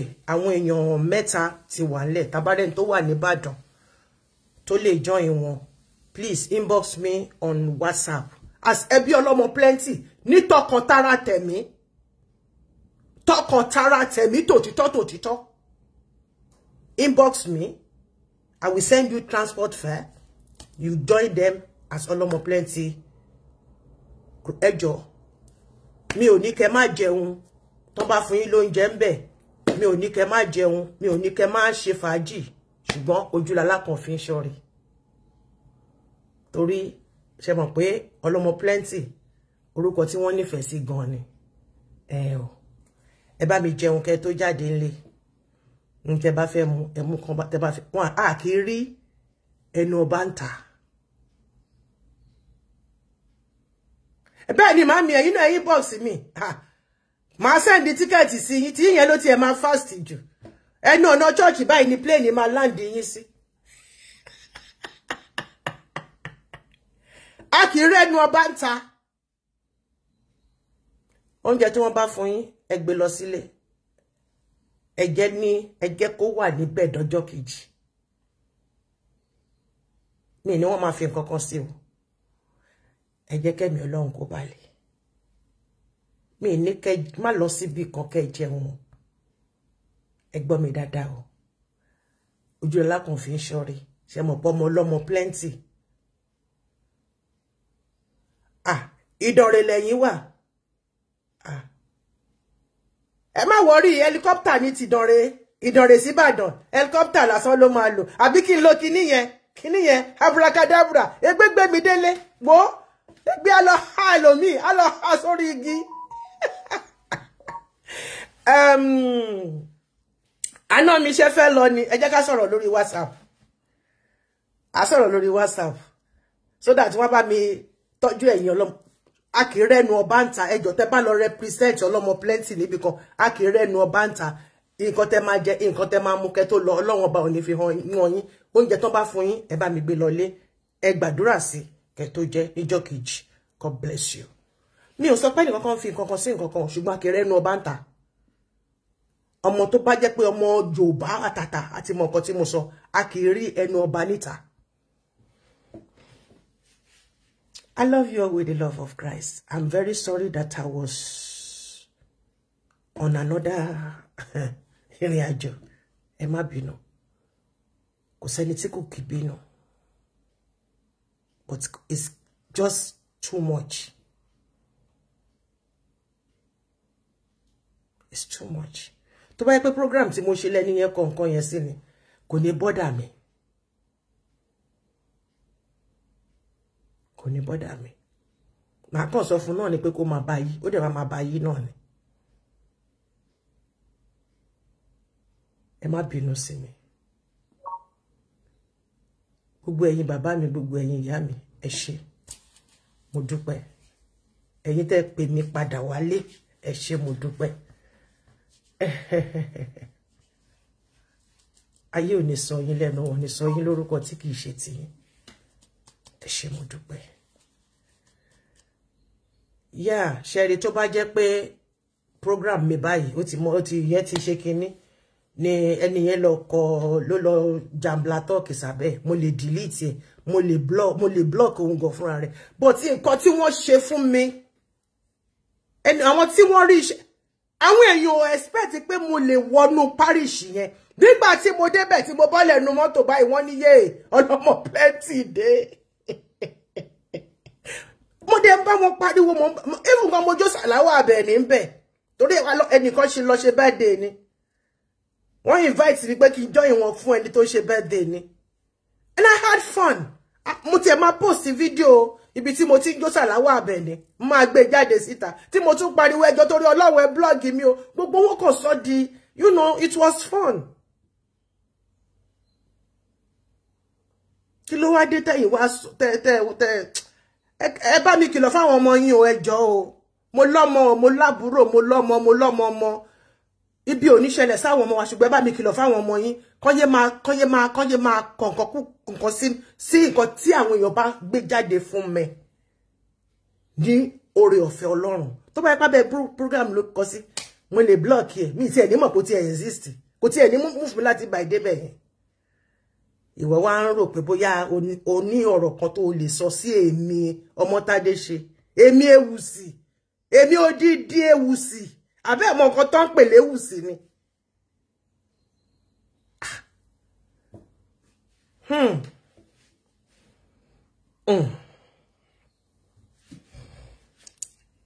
Òun náà sọ pé òun náà ti dolùṣọ́ nìyẹn o. Ìgara chicken. Ọlọ́run, àwọn ọmọ yìí gan wọ́n lè jẹ́ amúnisúnmọ́ Ọlọ́run ni wọ́n. Amúnisúnmọ́ Ọlọ́run ni wọ́n. Gbogbo ẹ̀yin ìyá mi, ẹ̀yin bàbá mi, ẹ má bínú sí mi. Ẹ má bínú, ẹ má bínú. Inú bíbí mi ò rán ẹ níṣẹ́, ẹ̀dọ̀ fùfù mi ò bẹ̀ lọ́wọ́, ó dorí atẹ́gùn abìwà pẹ̀lẹ́, kò sẹ́ni tí kì í bínú. But I just have to bring this last warning out. Abiyamọ ni mí, mi ṣàbíyagi tó bá tí mo lè má ṣe nǹkan kan, mo lè má jáde síta kí n wá sọ. Kí n dẹ̀ gbé ṣépè burúkú ní kọ̀rọ̀ yàrá, ìyẹn l'Ọlọ́run ọba ò fẹ́. Ìyẹn l'Ọlọ́run ọba ò fẹ́. Torí èmi náà lọ́mọ tèmi. Ṣùgbọ́n nǹkan tó sọ sí mi, èmi náà ti fi dá padà sínú ilé ayé ẹ̀. Kò jù bẹ́ẹ̀ lọ. Torí abẹ́ nǹkan tí wọ́n fi pọ́n mi lé ló sọ̀sọ̀kúsọ yẹn sí. So èmi náà dẹ̀ ti sọ padà sínú iṣẹ́ ìránṣẹ́ tiẹ̀ náà. Tó bá yẹ pé ṣe ni. Dáríjì èmi ọmọ rẹ bàbá.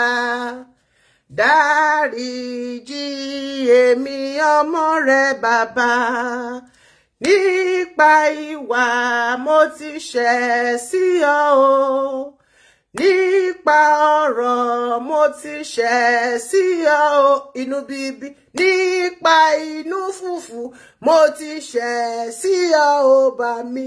Mo wá jẹ́wọ́ ẹ̀ṣẹ̀ mi fún ọ bàbá. Dáríjì èmi ọmọ rẹ bàbá. Àmín. Hallelujah.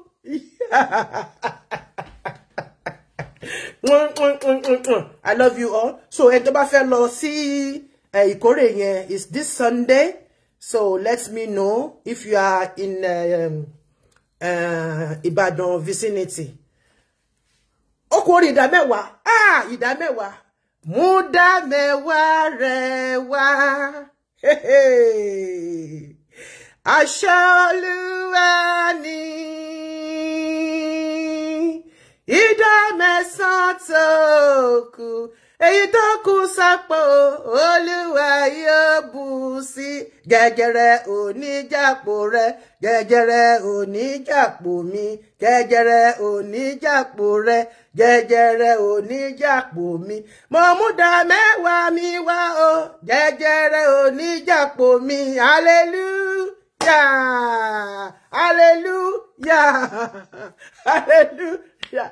Ọmọge oníkèlè pink, I cite you. You are just coming in. God bless you. I'm a sister very soon. I'm a sister. Orí wo la tún máa fi kọ. Ṣé jẹ́rí mo yá máa lókù ká ṣe ni àbí wo. Orí wo la máa kọ jáde. Anyway, I love you all with the love of Christ. It is well with us. Tomorrow we are still program tá ṣe lánàá tí mo ṣe lọ́sàn tí mo ti fi bínú kúrò ńbẹ̀ ẹ gbọ́ná lẹ́yìn ìgbà tí wọ́n ti sanwó kemi send return mi sí headquarters ihun tá máa ẹ̀yin onífìlà brown ẹ̀yin náà máa gbẹ̀wò envelope.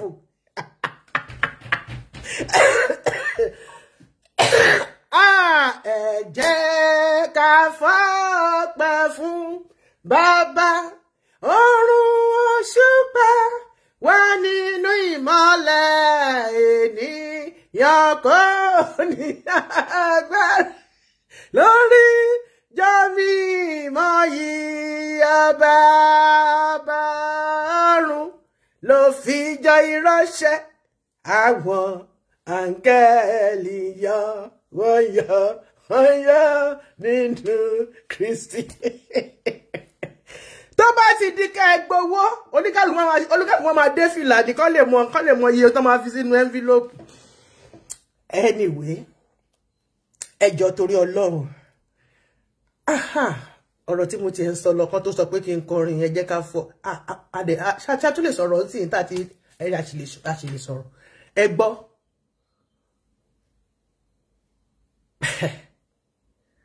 wọ́n sọ pé wọ́n máa gba certificate anointment lẹ́yìn tí wọ́n ti san owó ribiribi tán fi gba òróró wọ́n tún máa wá san 5,000 láti fi gba certificate 5,000 lọ́hùn níbi tí Nàìjíríà wà yìí. Ó yẹ wá ká fọ́pẹ́ fún ṣé yẹn la máa kọ ni àti gbọ́ pẹ́ ìgbà tá parí ẹ̀sìn ló yẹ ká kọ ó yẹ ká fọ́pẹ́. Hey, I'm loving myself. Èèrà ilẹ̀ wọ́n dúpẹ́ yanrìn òkun wọ́n ṣọpẹ́. Ẹ jẹ́ ká wá náà dùn. Hallelujah, hallelujah, s'Olúwa. Ẹ jẹ́ ká yìn Olúwa mi. Wọ́n ní àwọn dáàdì mi onífìlà brown. Envelope wọn ọ̀tọ̀ ni. Àwọn onífìlà grey. Envelope wọn ọ̀tọ̀ ni. Àwọn alágbádá fluorescent. Ihun tá a bá wọn sí nìyẹn.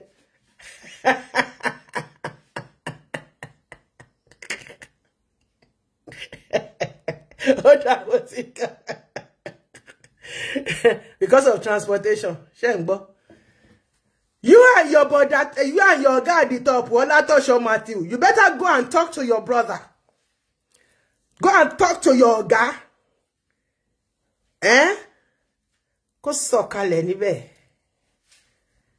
Olúwa ló ń gbéyàn ga. Bó bá wọ bàtà gogoro wà kan lọ́rùn ẹsẹ̀ ni. Èmi àti yín ò ní ṣubú dànù. I love you all. So, a ní program lọ́la.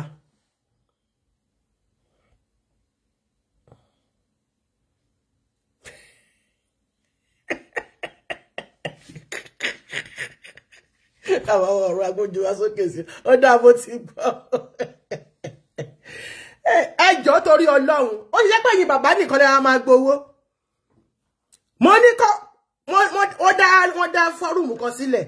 Mo ní ẹjọ́ àṣẹ lady evangelist. Oyè wo ló kàn mí? Gbogbo wọn gbé tọ́parí ni wọ́n ṣe. Èmi tọ́lọ́run dà sí lágbàdá. Ẹ jẹ́ ya máa yán. Ìlọ́lọ́run dà sí lágbàdá. Ẹ jẹ́ ṣàrà máa yán ẹjọ́ kò tí kẹ́ máa yán. I just want, you know, what I met in Celestia years back. I just want it to come back. The agape love. The agape love. The wonderful. Kó tó pé Jehovah Jésù Kristi Michael mímọ́. Ó ní fẹ́ kúrò láyìíká. Ó ní fẹ́ kúrò. Àwọn ọmọ gan wọ́n ti kó gbogbo ẹrù wọn. Kọ́má jí sọ pé wọ́n ní kí náà ti pè ìgbélé ni. Wọ́n máa kó ẹrù oṣù kan ni. Wọ́n máa kó ẹrù oṣù kan ni. Torí kò sọ̀rọ̀ pé bóyá ẹnìkan àyè mi leléyìí. Ibi tó bá ti rí ni ẹ rí àwọn ọmọ mi báyìí wọ́n ṣe máa kásẹ̀ kò ní. Ẹlòmíì àtúgbórí sẹ́sẹ̀ yẹn òun náà ti sùn lọ ni. Èyí lè ṣe máa tó wọn. Love nìyẹn. Ẹ jọ̀ọ́. Ó lè bọ́mọ ọjọ́ mímọ́ kó máa jẹun kó tọwọ́ bọ̀ mọ́ torí wọ́n ti pe lẹ́dà ẹ̀ sínú ẹ̀ àbí bó ṣe fẹ́ gbé lọ sẹ́nu yẹn wọ́n ti nà ká sí. Wọ́n dẹ̀ sọ pé ẹjọ́ jẹ́ ni ó ṣe di inú rírun. Ó máa ṣe o. Well, it is well. Any sultana tó bá bá láyìíká báyìí ló máa súré gbé sọ́run ló máa ní church ni mo gbà kọjá ìjẹ́ kí n súré jórí ọ̀fẹ́. Nígbà tí ẹ pé sultana ti ẹ̀gan wà mẹ́ tí o bá fi sultana ẹ̀ sáyìí kánsìn wọ́n máa já òwú lára ẹ̀ ni wọ́n lọ fi bá ti ẹ̀jẹ̀ ni. Àgàgà kó fi àmúrè ẹ síbẹ̀ wọ́n máa yọ fringe etí ẹ̀ ni àwọn ọ̀kà. Ẹni aṣọ ló lè mú lórí kọ́ ó máa dábọ́rùn ni ó máa lọ forí balẹ̀ ó máa ṣe kíní ó máa ṣe Olúwa wá wọ kitchen wá bá kitchen ti wá kó lè débẹ̀ kó má bá ń jẹ nínú fridge àfiṣe ni èso ńkọ́.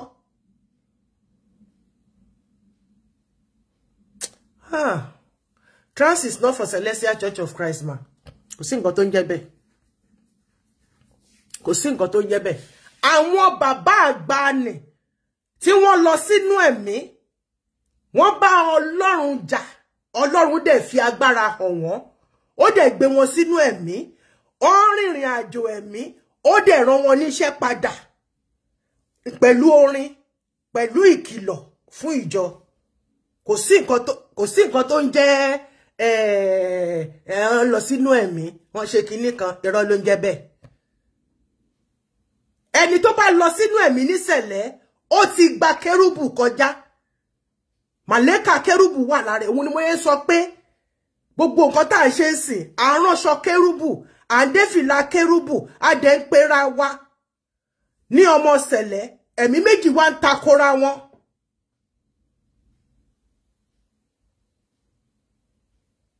Mami, a ti sọ many times wọn ò gbọ́ ni. A ti sọ kò sí nǹkan tó ń jẹ́ lọ sórí òkè nísẹ̀. Ẹ tó bá lọ sórí òkè nísẹ̀lẹ̀, sẹ̀lẹ̀ tèmi yo, ó kú ọmọ tó wá láti kérúbù ni. Àwọn tí wá náà àti wọ́n máa fẹ́ kọ́pì ẹ̀. Ṣé dẹ̀ mọ̀ pé mi máa ń ràn, ẹ̀mí òtítọ́ máa ń ràn. Ẹ̀mí òtítọ́ tó bá sọ̀kalẹ̀, tẹ́nìkan bá gbé, tálà tiẹ̀ náà bá fúyẹ́, tẹ́mi bá rí pé ara eléyìí ó ṣe gbé fóun, á ràn wọ́n náà. Bẹ́ẹ̀ náà lẹ̀mí òròfó náà dẹ̀ ṣe máa ń ràn náà nìyẹn, bákan méjì ni. Àwọn ẹ̀mí táwọn máa jó Fuji garbage. Ìyẹn náà máa ń ràn. Àti tó bá wà rigid, tó fẹ́ fi ara sílẹ̀, ó máa sọ ẹ́ kiri ni. Yeah. Tẹ́mi bá fẹ́ lo àgọ́ ara ẹ̀ tó bá fi sílẹ̀ tó bá wà rigid, á kàn máa sọ ẹ́ káàkiri ni. So, bébí ṣe wà yìí, ebi ò kìí ṣe wòlíì, òjíṣẹ́ ni mí, ìyàtọ̀ wà ń bẹ̀. Wòlíì ló máa ń sọ pé hallelujah náà. Ṣó ti yé wa? Ṣùgbọ́n wà òjíṣẹ́, wọ́n máa gbé wá, wà dẹ̀ máa sọ, wà dẹ̀ máa ṣàlàyé ẹ̀. Ó yàtọ̀ síra wọn. Wòlíì ló máa ń gbé sínú ẹ̀mí, ẹ lè gbójíṣẹ́ sínú ẹ̀mí. Ẹ lọ bèrè lọ́wọ́ àwọn bàbá wa àgbàlagbà. Wòlíì ni wọ́n ń gbé sínú ẹ̀mí. Wọ́n máa ní kó wá ṣiṣẹ́. Ṣùgbọ́n òjíṣẹ́ kò yí sí láti lè gbé òjíṣẹ́ sínú ẹ̀mí. Ẹ má bínú tó bá yẹ pé rọ́ ni mo pa ọ ẹja mi o. Ẹ jẹ́ ká ṣiṣẹ́ kékeré yìí jàre. Because I'm so happy. Gbogbo ẹ̀yin bàbá mi ẹ mú mi wálẹ̀. Ẹ mú mi wálẹ̀ lóríṣiríṣi ọ̀nà. Bó ni mo kọ, bó ni nóòtì mi wà. Ẹ jẹ́ ká ṣiṣẹ́ yìí, iṣẹ́ kékeré ni o, ẹ má bínú sí mi, ọmọdé ló ń ṣe mí o. Ká kàn fi but tí kò tẹ́ bá fẹ́ ṣe, èmi ò like pé èèyàn máa ṣe iṣẹ́. Mẹ́sẹ̀jì tó wà fún yín ni pé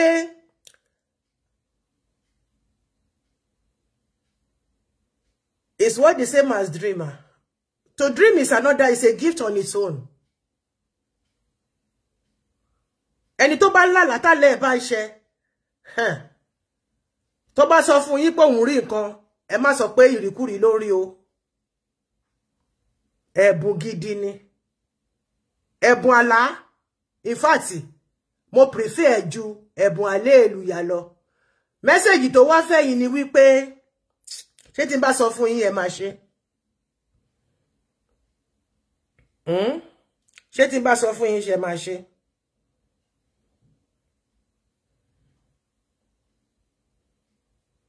Ẹ jẹ́ ká ṣiṣẹ́ kékeré. Ẹ jọ̀ọ́ èmi ò like pé kéèyàn máa ṣiṣẹ́ kẹ́ lọ ra ọṣẹ odidi bọ́ọ̀sì kan kẹ́ sọ pé ẹ fẹ́ fi ṣiṣẹ́ o. Ẹ̀bùn aládá o. Ẹ̀yin alálà. Tálálà bá sọ fún ẹ pé òun rí nǹkan tó bá tètè ya tẹ́tí kò tètè ya ṣe bó bá ṣe tọ́ pé mẹ́sẹ̀jì ti yín tí bá bẹ̀rẹ̀ sí ní fún yín ní mẹ́sẹ̀jì ẹ gbọ́dọ̀ má ṣe o ẹ gbọ́dọ̀ má ṣe o otherwise máa wá búlọ̀gì yín o. Dádì wọ́n ní kẹ́ wá visit mi, Dádì Jagaba wọ́n ní kẹ́ wá visit mi tẹ́ bá dẹ̀ ń bọ̀ odidi box kan lẹ máa fi kó gift wá fún òjíṣẹ́ Olúwa hallelujah náà. Ẹ bá mi wá ké funfun àtọṣẹ ọṣẹ yọkan ti tó kò dìgbà tó bá pọ̀ rẹpẹtẹ ọṣẹ yọkan ti tó ṣùgbọ́n ẹ má pín ọṣẹ yẹn lò mẹ́sẹ̀jì ti alàgbà Lisa wọ́n ní kí n fáwọn ní mẹ́sẹ̀jì Olúwa olújọ mímọ́ ó yá bá ọmọ ẹ sọ̀rọ̀ wọ́n ní mẹ́sẹ̀jì tí wọ́n ní kọ́nà ní kí n ti fún yín kí n má sọ létí gbogbo èèyàn torí mẹ́sẹ̀jì yẹn kí ṣé ẹ ti gbọ́ sà ẹ rán mi létí. A máa gbàdúrà ìbùkún a máa kọrin ìbùkún ṣé rí ọṣẹ yẹn tẹ́ bá ti gbé sínú òkè ẹ máa ta oyin sí ẹ wá tàn mọ́lẹ̀ lé lórí ṣó ti yé wa any soap of your choice ṣé ní bẹ́ẹ̀ mi ṣe wà yìí o àbùwẹ̀lẹ̀ mi ń lò ó torí tó bá lò ara máa dá ṣáká bọ̀ tí bá fẹ́ ṣe pépéré mo ní mo lo pàfúmù kò sẹ́ tó gbóòórùn ẹ̀mẹ́ tó máa sọ irú pàfúmù tí mo lò. Dádì mo ti jíṣẹ́ ti yín fún yín mo náà ní kẹ́ wá visit mi ní Belgium tẹ́ bá dẹ̀ ń bọ̀ odidi báàgì tẹ́ bá gbé ẹ máa fi ra nǹkan fún òjíṣẹ́ ni fún ránṣẹ́ not òjíṣẹ́ fún ránṣẹ́ Olúwa ẹ máa ra sùtánà sí irú iṣẹ́ tí Débọ̀ tó gbélé bàbá kan lọ́wọ́ ní kinní ẹ máa ra sùtánà ẹ máa ra pàfíùmù ẹ máa ra múre ṣé mo lè faṣọ ara sí ṣá mo mọ nǹkan tó máa sọ pé kẹ́ra wọ́n máa ní kẹ́ra aṣọ oríṣi mẹ́ta fún mi aṣọ oríṣi mẹ́rin ṣé mẹ́ta ní mẹ́rin ìkan nínú ẹ̀ rìgálíà látòkèdélẹ̀ ẹ ra pàfíìmù tí mo máa lò sí ẹ má ra múre náà sí o èmi ò nídìí kíní lórí ẹ̀ àbí ẹ dẹ̀ lè rán kíní sí ceremonial white ẹ lè rán yẹn sí so ẹ wá ra aṣọ blue ẹ rà yẹn ṣé mo lè ní kẹ́ mo ní gan ṣàṣẹwò yẹn ò ti ní pọ̀jù anyway ẹ gbé róòlù ẹ má ká pè ní gan ẹ ká sọ pé ní róòlù kẹ́ ẹ gbé róòlù kan aṣọ yẹ́lò kẹ́ ẹ gbé róòlù kan ṣó ti yé wa bẹ́ẹ̀ yẹn white náà kẹ́ ẹ gbé róòlù kan.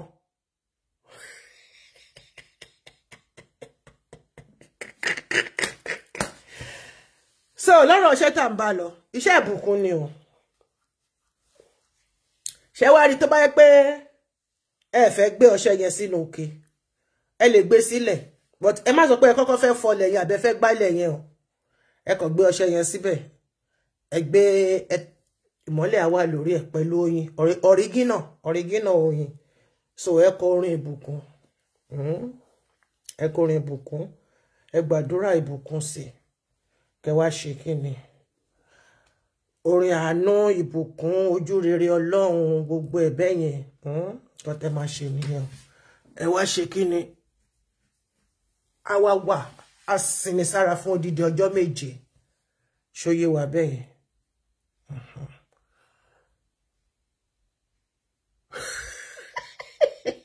ṣáwọn aṣọ ìgàn yẹn ẹ má wọrí iṣẹ́ Olúwa ń tẹ̀síwájú ṣé Débọ̀ ò fún wọn jù yẹn lọ onítọ́ní kọ́ lọ fi 5 million kọ́ lọ fi ṣiṣẹ́.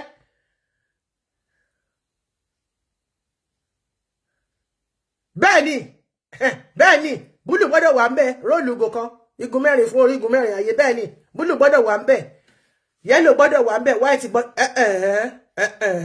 ẹ jẹ́ ká yọ rẹ́ẹ̀dì kúrò tẹ́ bá ti fẹ́ fi rẹ́ẹ̀dì sí kò yẹ kẹ́ ṣàlàyé ẹ̀ níta ẹ mọ̀ pàṣọ tá máa fi máa bá wọn ọmọdé wí ni kò yẹ kẹ́ sọ yẹn síta ẹ má kọ yẹn síta ẹyọ rẹ́ẹ̀dì yẹn kúrò.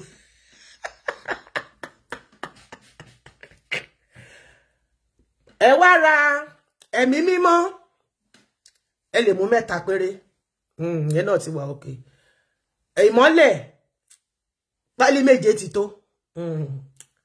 díẹ̀díẹ̀ lèèyàn máa ṣe nǹkan ẹ ra divine favour 3 yẹn náà ti tó ẹ ra Miss Paris ẹ jẹ́ kí yẹn tó 10 ṣe mọ̀ pé Miss Paris kékèké nígo ṣóníkálùkù ń kọṣẹ́ ẹ̀ sílẹ̀ mo ti padà sórí iṣẹ́ tá ń ṣe o tẹ́ bá tó bá gbàgbára mi lẹ̀ ń gbọ́ tẹ́ kọ iṣẹ́ yín ẹ̀yin lẹ́dẹ̀ mọ́ o ṣé rí ọṣẹ yìí ọjọ́ 12 péré lẹ máa fi wẹ̀ o non-stop ṣó ti yé wa tẹ́ bá ti parí iṣẹ́ yẹn tí mọ́lẹ̀ yẹn tó bá ti jó tán ẹ máa fi sílẹ̀ fún ọjọ́ 7 ẹ máa gbàdúrà lé lórí ẹ kọ́ntínú láti máa gbàdúrà lé lórí ẹ máa gbàdúrà lé lórí tó bá ti wá pé ọjọ́ 7 ẹ wá máa lo ọṣẹ yẹn fún odidi ọjọ́ 12 non-stop ẹ jọ̀ọ́ ṣe rí tí tàbá ní orí ọ̀fẹ́ láti gba iṣẹ́ kékeré níbí báyìí lọ́dọ̀ ọmọ kékeré yìí ẹ jọ̀ọ́ ẹ má mix ẹ pẹ̀lú àwọn iṣẹ́ tẹ́ bá ti nílé ẹ lè ra ẹ dẹ̀ má lo normal body cream tẹ́ ń lò ṣóyé wa ẹ má lo normal body cream tẹ́ ń lò ẹ lè ra adé àgbọn kẹ́kàn ta perfumes any perfume favour or any of those beautiful scented perfume kẹta sí àbí ẹ jẹ́ kí n jẹ́ kó jiná fún yín ẹ lọ ra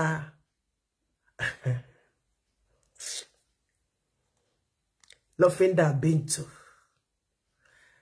àti ọṣẹ bẹ́ntù ẹ lè fọṣẹ bẹ́ntù ṣiṣẹ́ yẹn ẹ dánwò ẹ máa gba Jésù lólúwa ìbá jẹ́ aláṣọ náà lẹ fẹ́ lò kò di dandan ìbá jẹ́ sponge oní nẹ́ẹ̀tì kò di dandan ṣùgbọ́n sponge tẹ́ bá fẹ́ lò ẹ kọ́kọ́ yà sí mímọ́ kó tó di pé ẹ fi kan ara tẹ́ bá wá ń wẹ̀ ẹ máa wẹ̀ látòkè wálẹ̀ ni ẹ má tún dá padà sókè o ẹ jọ̀ọ́ tá bá ń wẹ̀wẹ̀ a sì máa padà wá sórí spiritual kìíní ẹ jẹ́ ká dá dúró níbẹ̀ yẹn God bless you all sọ̀rọ̀ mi ṣe iṣẹ́ yẹn ṣó clear torí mo mọ̀ pé oríṣiríṣi bá ṣe ń yà sọ́tún là ń yà sọ́sí ẹ máa béèrè fún ojú rere àánú ìbùkún ṣó ti yé wa bẹ́ẹ̀ yẹn so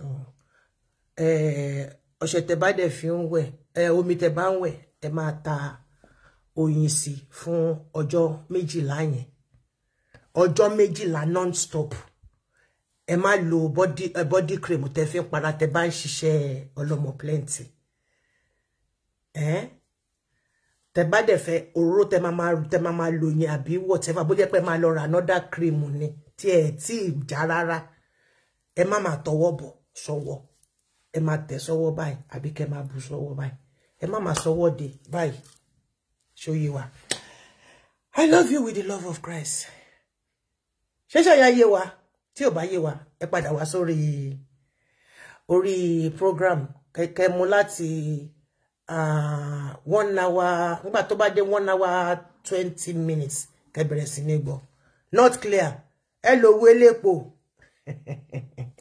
ó yá ẹ jẹ́ ká mú láti bẹ̀rẹ̀ ẹ bá wa wá ike funfun ọṣẹ oyin ẹ ta oyin díẹ̀ sí orí ọṣẹ yẹn ẹ fi mọ́lẹ̀ sí ẹ gbàdúrà sí àdúrà ìbùkún àánú ojú rere Ọlọ́run ẹ kọrin orin dídùn orin àwọn orin tó dá tó jó orin ìbùkún Psalm 18 is very good as well láti kà sí do Psalm kì í ṣe fún sẹ̀lẹ̀ but gbogbo ẹ̀ àdúrà náà ni Psalm 18 is very good very very good it carries everything so bó ṣe kẹ́ tó kọ́kọ́ ṣe ẹjọ́ ẹ̀ka tí Olúwa nílé àti ẹ̀kún ẹ̀ kẹ́ fi yà sí mímọ́ gbórí yín sókè ẹ̀yin ẹnu ọ̀nà kájùmọ̀ gbé yín sókè ẹ̀yin ilẹ̀kùn yàrá ẹ̀rẹ́ Olú Ọlọ́run ọba Jèhófà kó sọ̀kalẹ̀ sínú iṣẹ́ yìí kó yà sí mímọ́ kó ṣe iṣẹ́ kó gbéra kó ṣe kíni kó gbé body so a máa kọrin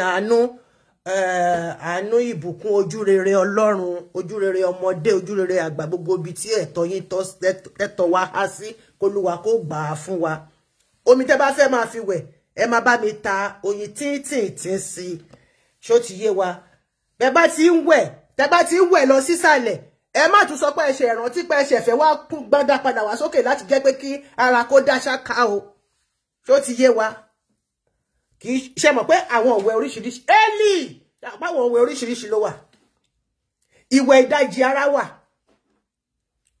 ìpín mẹ́ta ní ara àbí ìpín mẹ́rin bàbá ṣe fẹ́ orí ìpín kan nìyẹn tẹ́ bá fẹ́ wẹ̀ tó bá wọ́n pé kẹ́ pín ní oríkèríkè orí ìpín kan nìyẹn ṣó yé wa ìyẹn fún àwọn tán kí lo attachment ìwẹ̀ orí wọ́n máa pé kẹ́ wẹ̀wẹ̀ yẹn ní ìdá mẹ́rin ara àbí ìdá mẹ́ta ara ó depend lórí bí ó bá ṣe fẹ́ wẹ̀ ìdá mẹ́ta ara ìdá méjì ara àbí ìdá mẹ́rin ara tó bá yẹ pé ìdá mẹ́rin ara ẹ kọ́kọ́ bẹ̀rẹ̀ látorí tẹ́ bá ti wẹ̀ ẹ wẹ̀ apá báyìí ẹ wẹ̀ dé abẹ́ ọyàn ẹ wá mú láti abẹ́ ọyàn ẹ wẹ̀ dé orúnkún ìkẹrin láti orúnkún lọ sílẹ̀ ó di mẹ́rin tó bá yẹ pé ìdá mẹ́ta ni God bless you ẹ bá sọ mí di ìyá olóògùn èwo ni come again mi ò come o àánú Olúwa yóò wá gbogbo wa rí lórúkọ ti bàbá àti ti ọmọ àti ti ẹ̀mí mọ́ a máa sọ tó bá tá bá débi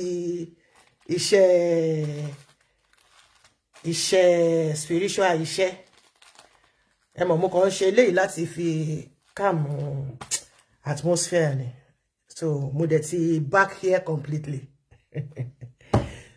so iṣẹ́ bá pé kó wẹ̀ dá ọṣẹ tó máa kókó lọ wẹ̀ iṣẹ́ kan ní ìdá mẹ́rin ara pé o máa pín ọṣẹ o máa fi wẹ̀ lẹ́ẹ̀mẹ́rin kì í ṣe pé o máa fi wẹ̀ lọ́jọ́ mẹ́rin wà èèyàn máa ń bèrè ni wọ́n ní èèyàn báwo náà ṣe máa ń sọ wọ́n ní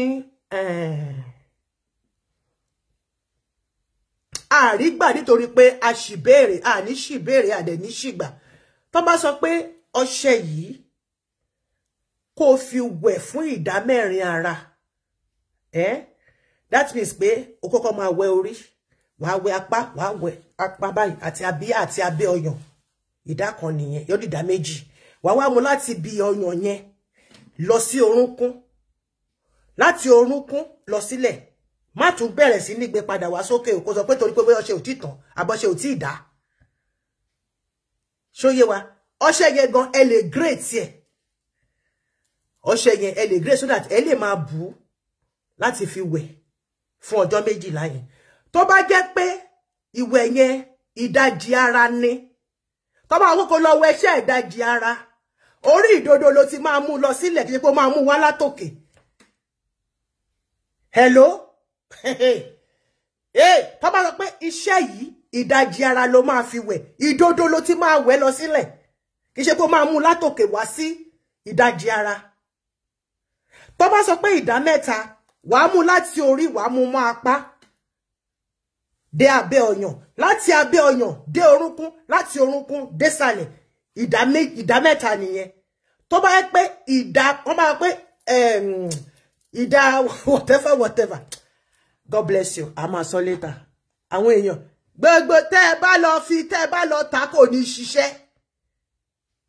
tẹ́ ẹ bá wá kọ́ tẹ́ ẹ lọ tà kò ní ṣiṣẹ́ àṣẹ ọ̀run kò yí padà ṣùgbọ́n ẹ̀yin tẹ́ fẹ́ lò ó tẹ́ jẹ́ tèmi ti plenteous family a jẹ́ bí iná á ràn bí òrùn a gbéra gbé gbogbo bọ́dì ẹjọ́ tẹ́ bá ṣe fínfín ẹ má fọwọ́ kan ṣe ọlọ́mọ plenty o tẹ́ bá ṣe kìsìkìsì ẹ má fọwọ́ kan ṣe ọlọ́mọ plenty o ẹjọ́ o ẹ má sọ pé ẹ ti wẹ̀ ẹ má fijọ́ mẹ́ta sílẹ̀ kẹ́ tó fọwọ́ kan anything ọṣẹ àbí òróró mi ṣe rí ẹni tí ò mọ̀ lẹ máa sọ pé ẹ gbọ́dọ̀ lo Miss Paris ẹ gbọ́dọ̀ lo kinní kan ṣe rí edidi o nothing that bintu 6 flowers sosorobia danduala àtàwọn bẹ́ẹ̀ lọ wọ́n gbéra kú dànù kẹ́ wá fẹ́ pa kú iṣẹ́ yẹn kú kẹ́ wá mú òrì kẹ́ yọ mọ́ àdí àgbọn kẹ́ fi para tẹ́ bá ṣe iṣẹ́ spiritual.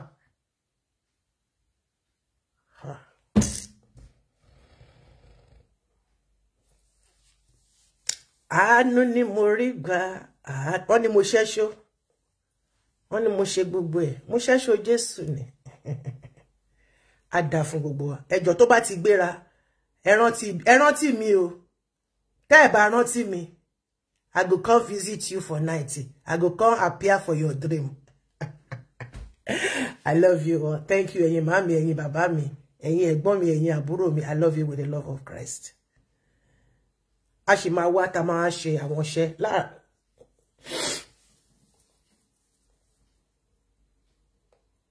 Ó dà bóyá lọ́jọ́ Friday a ṣiṣẹ́ so that a fi Sunday ṣe Sunday service. A ṣe spiritual iṣẹ́ lọ́jọ́ Friday ní orúkọ ti bàbá àti ti ọmọ àti ti ẹ̀mí mú. Iṣẹ́ ìbùkún lèmi máa ń tọrọ lọ́dọ̀ Ọlọ́run. Ó yẹ ká máa gbọ́n ara náà lẹ́ẹ̀kọ̀ọ̀kan ṣùgbọ́n iṣẹ́ ìbùkún lèmi béèrè fún lọ́dọ̀ Ọlọ́run. Àwọn iṣẹ́ tá fi ń gbọ́n ara kúrò náà wà o. Àwọn tùràrí tẹ́ máa ṣe nínú ilé yín tó máa gbé bọ́dì.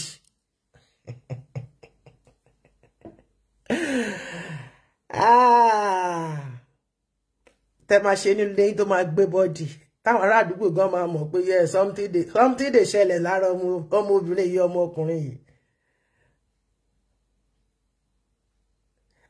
Ẹ ṣe ń sọ fún mi, ó dáa, a ṣe lọ́jọ́ Friday, àwa part 2 of spiritual bath.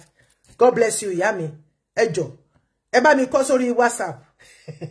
Kí n lè ṣe note yẹn sílẹ̀. Ẹ ṣé mà. So, ọjọ́ Friday, God bless you.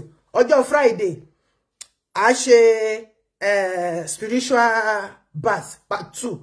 Torí wọ́n ní pé mi ò jíṣẹ́ yẹn pé, èmi náà dẹ̀ mọ̀ pé mi ò jẹ́ pé, nítorí àwọn kan ni mi ò ṣe jẹ́ gbogbo ẹ̀ pé, k'Ọlọ́run ṣàánú mi. So, a ṣe spiritual bath and iṣẹ́ kékeré kan. A ṣàlàyé spiritual bath part 2 àti iṣẹ́ kékeré kan. Ṣé pé spiritual bath a ṣe ní last time, a ṣàlàyé bó ṣe máa ṣe níta. So a gbọ́dọ̀ ṣàlàyé bó ṣe máa ṣe nínú ilé tí ò fi ní affect àwọn ọmọ tó wà nínú ilé. Spiritual bath náà a lè take ẹ nínú ilé. Natural bath a lè take ẹ nínú ilé. Natural bath tá bá fẹ́ take nínú ilé, ó ní bá ṣe máa ṣe. Spiritual bath tá bá fẹ́ take, tá bá fẹ́ wẹ̀ nínú ilé, ó ní bá ṣe máa ṣe. Ó ní àwọn nǹkan kan àti nǹkan kan àti nǹkan kan àti nǹkan kan. I love you all.